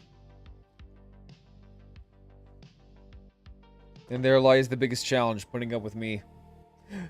No, seriously, I think that's probably, like, the biggest challenge for any woman. Is like, you have to put up with me. Like, put up with me long enough so that way we can have kids.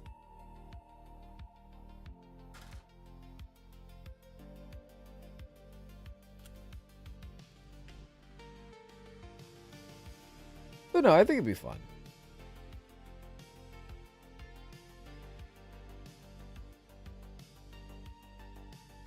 And also, speaking of like Power Rangers and stuff, right?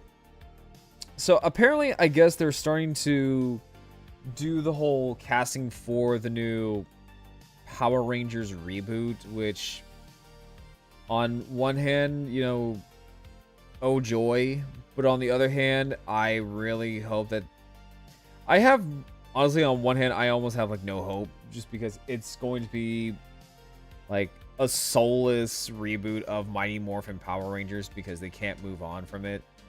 Well, granted, it's also Hasbro, so I mean, like, it's like saying, like, I hope you like the first season of whatever show it is, because that's all you're gonna get.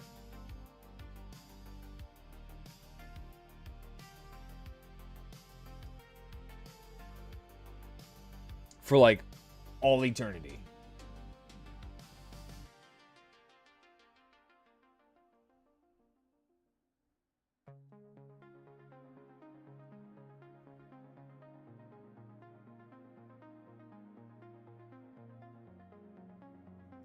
But I don't know. I'll probably skip on the reboot.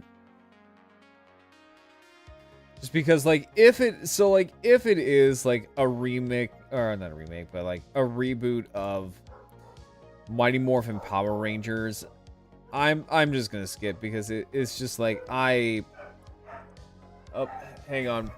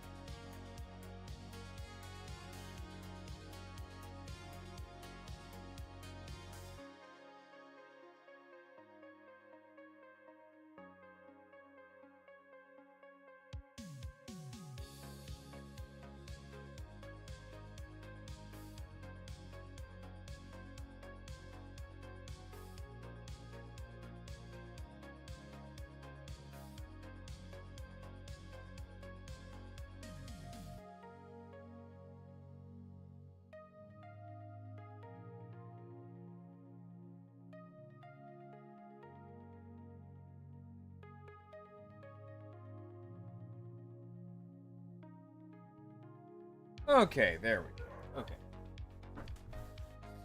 Hi, Lilac. How are you? How is your evening doing? I am doing very good. And right now we just got done with the head and neck, and we're building the lower body.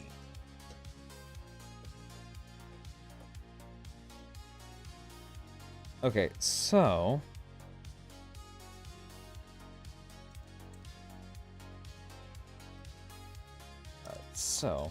but no, like, I don't know. I probably have like a few more cons left in me. Just mainly just because like I'm old. Like I'm getting older. But we'll see what happens though. Okay, so looking at that. I'm gonna bring that over.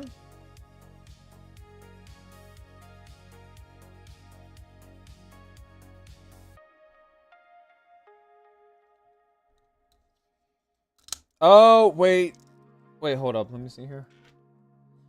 Just relaxing. Well, good. I'm glad you're relaxing, Lilac. Just make sure you take it easy, okay? Don't overexert yourself. Just make sure you get a nice blanket and wrap up, because it's probably very cold where you're at.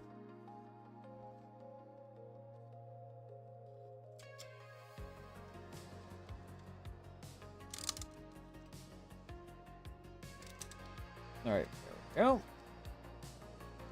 No, this is the... Well, no, it might be the... Yeah, I guess it is the lower body. There we go. That's actually looking really good. That's actually looking very good. Okay, so these are gonna go in like so.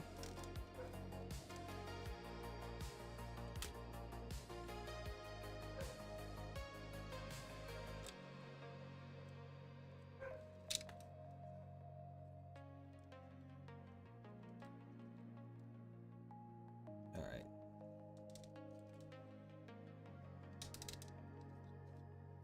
There we go. There we go.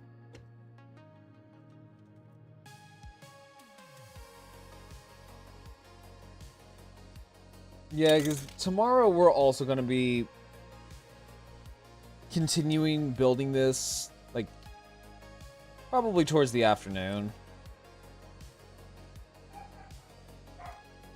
Alright, there we go. So we have a neck, head, torso, and lower body done. Ugh. Oh, God. Okay, I think that's probably where I'll call it for tonight. Yeah, I think that's where I'll probably call it for tonight, just because I've been hunched over and building this guy for nearly going on 4 hours. Because what's left is... Let's see here. So what's left is it's the tail. And then after the tail, then it's the wings. You know what? Fuck it, let's build the tail. Fuck it. Let's just suck it up, embrace the suck, and then we'll call it there after the tail. Yeah, then we'll call it there.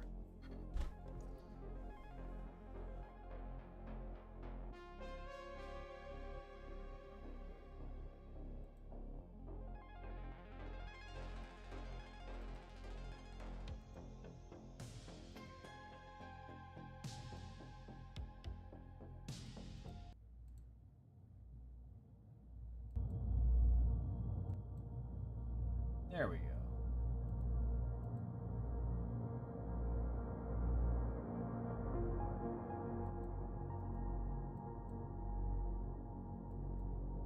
There we go. Okay. So we're gonna need... What's this? So this is the B tray. So this is mostly... I think this is mostly, if not entirely, the tail.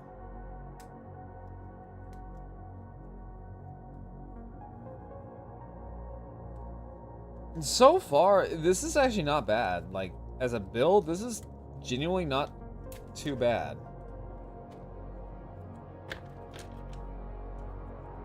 It's nowhere near as frustrating as, say, the Gojulus.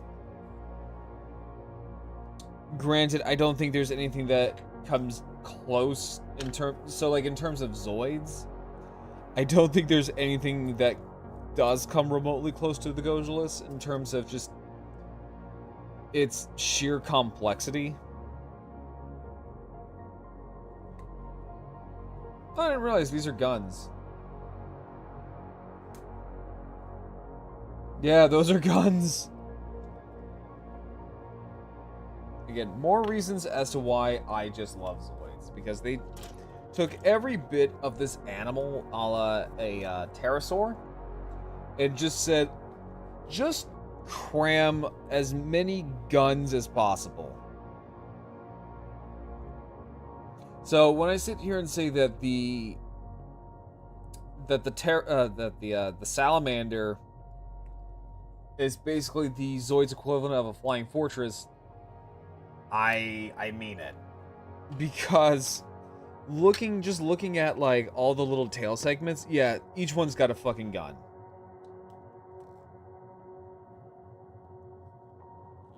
Yeah, each little segment's got a gun.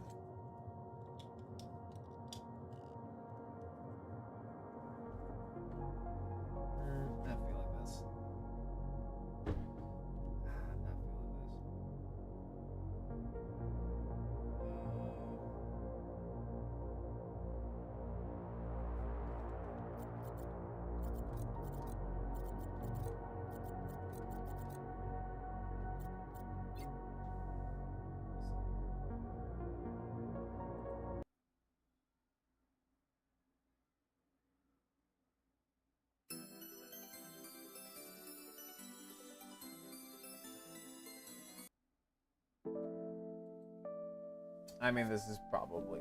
I hate that I gotta use lo-fi because I really do want to just use, just music, but at the same time, I'm like, no, copyright strikes are never fun. They're never fun. So sadly, it is what it is.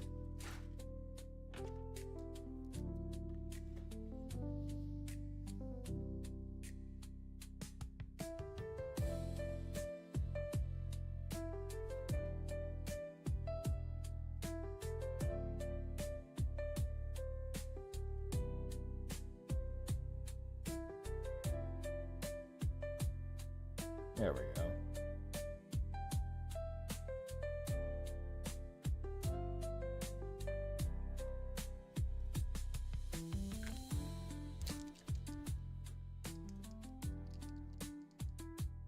Let's see here.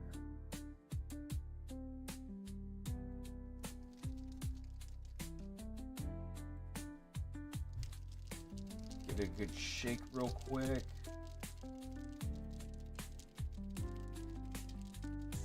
Give it a good shake.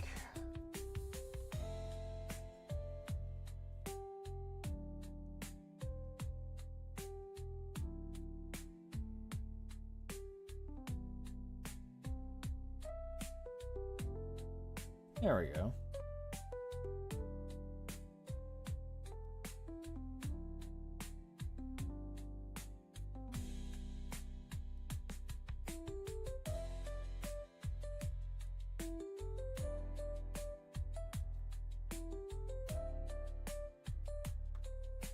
Oh, there we go. That actually looks a lot better.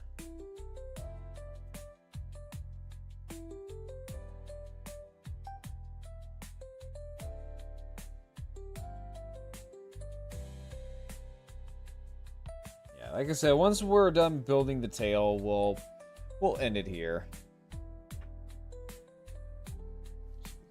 Oh God, it is like killer on my back.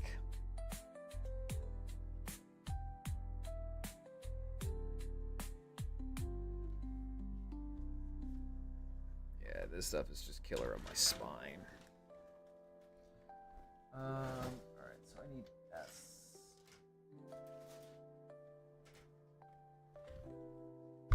Okay, so S is literally just all the tail bits.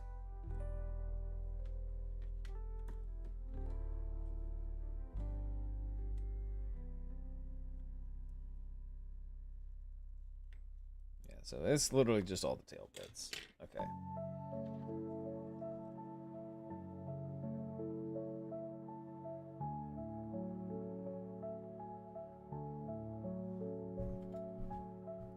Alright, so I need... where's the Q? Here we go.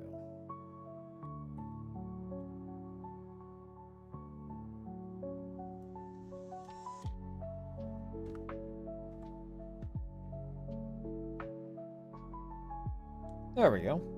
So then, what?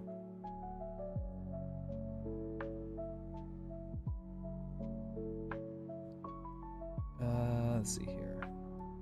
Yes, so go ahead and plug that on.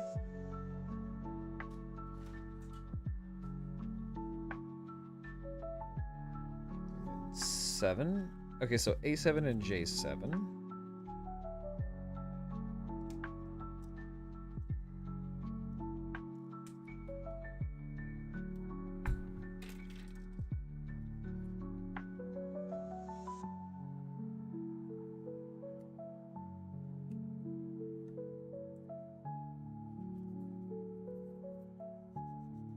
Sand that down.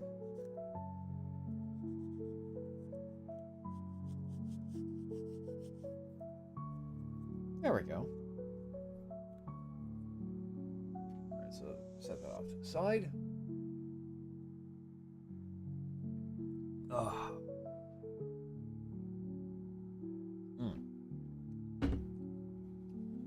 I love Plowed and Proud, but man, sometimes is it a little tart.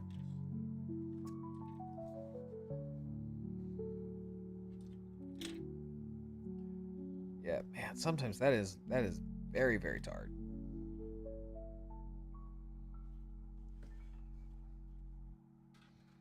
So we'll set that off to the side for right now.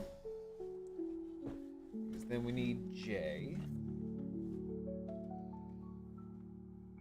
Oh,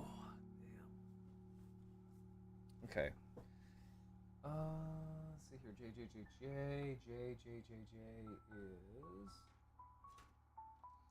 E, F, G, H, I. What are you? Are you J? Yeah. No. That is L. K. J. Here we go. Perfect. So then that would be J7. J7 is you. You are J7.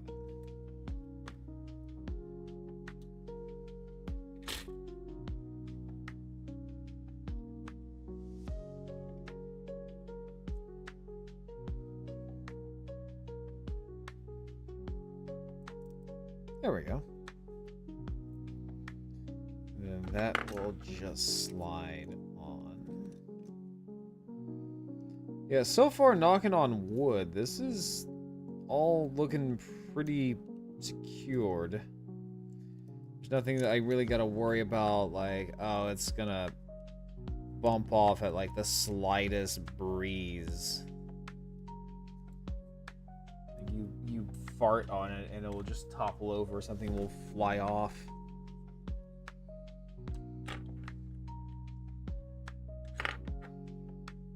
What the hell is that?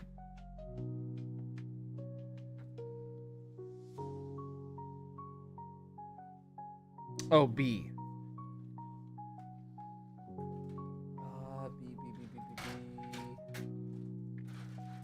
Where art thou, B? Here we go.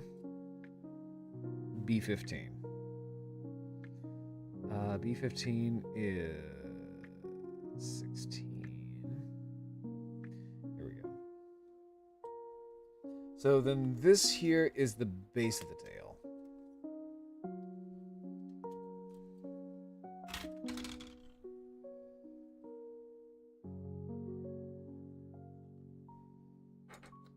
You know what? Actually, I think we'll call it here. So my brain is just fried, chat. So let me see here. So there we go. So we have kind of a tail base, I guess.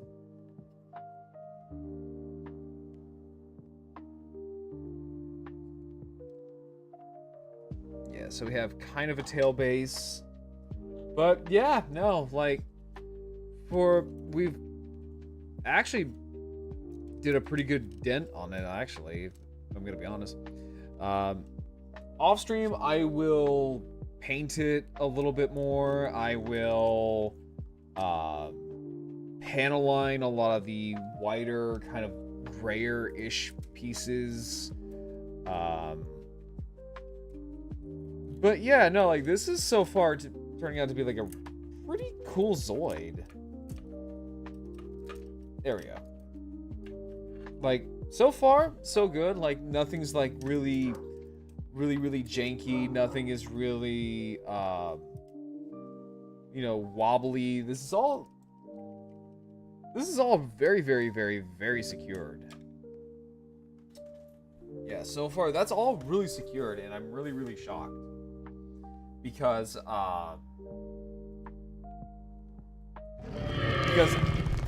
things like the Gojulas and the Iron Kongs, they were very much had some pieces that were very wibbly wobbly. But yeah, so tomorrow we'll continue building this. Yeah, tomorrow we will definitely go ahead and continue building this. My back is just getting all stiff, and my brain is just chonking out right now, so that's where we are. That's where we're gonna stop for tonight. And then I think who we're gonna raid. Let me see here. Whom shall we raid tonight? Whom shall we raid tonight? Let me see if any of my lovely friends are on. Let me see here. Let's see. We have Beans. She is on tonight. Yeah, so Beans is on tonight. You know what? Let's go. You know what? Fuck it. Let's raid Echo. Yeah, let's go raid the Bat. We've never raided Echo before. She's a really cute little bat VTuber. She's been in chat a couple of times. Yeah, she's been in chat here a couple of times, so she's no stranger here. So let's go ahead and raid into Neko. Or Echo, God. Yeah, my brain is completely fucking mush. She is playing Cuphead, so I will see you all tomorrow because we're gonna continue working on it. Hopefully, maybe we can knock it out. I don't know. We'll see. But yeah, everyone, I'll catch you all later, and let's go say hi to Echo.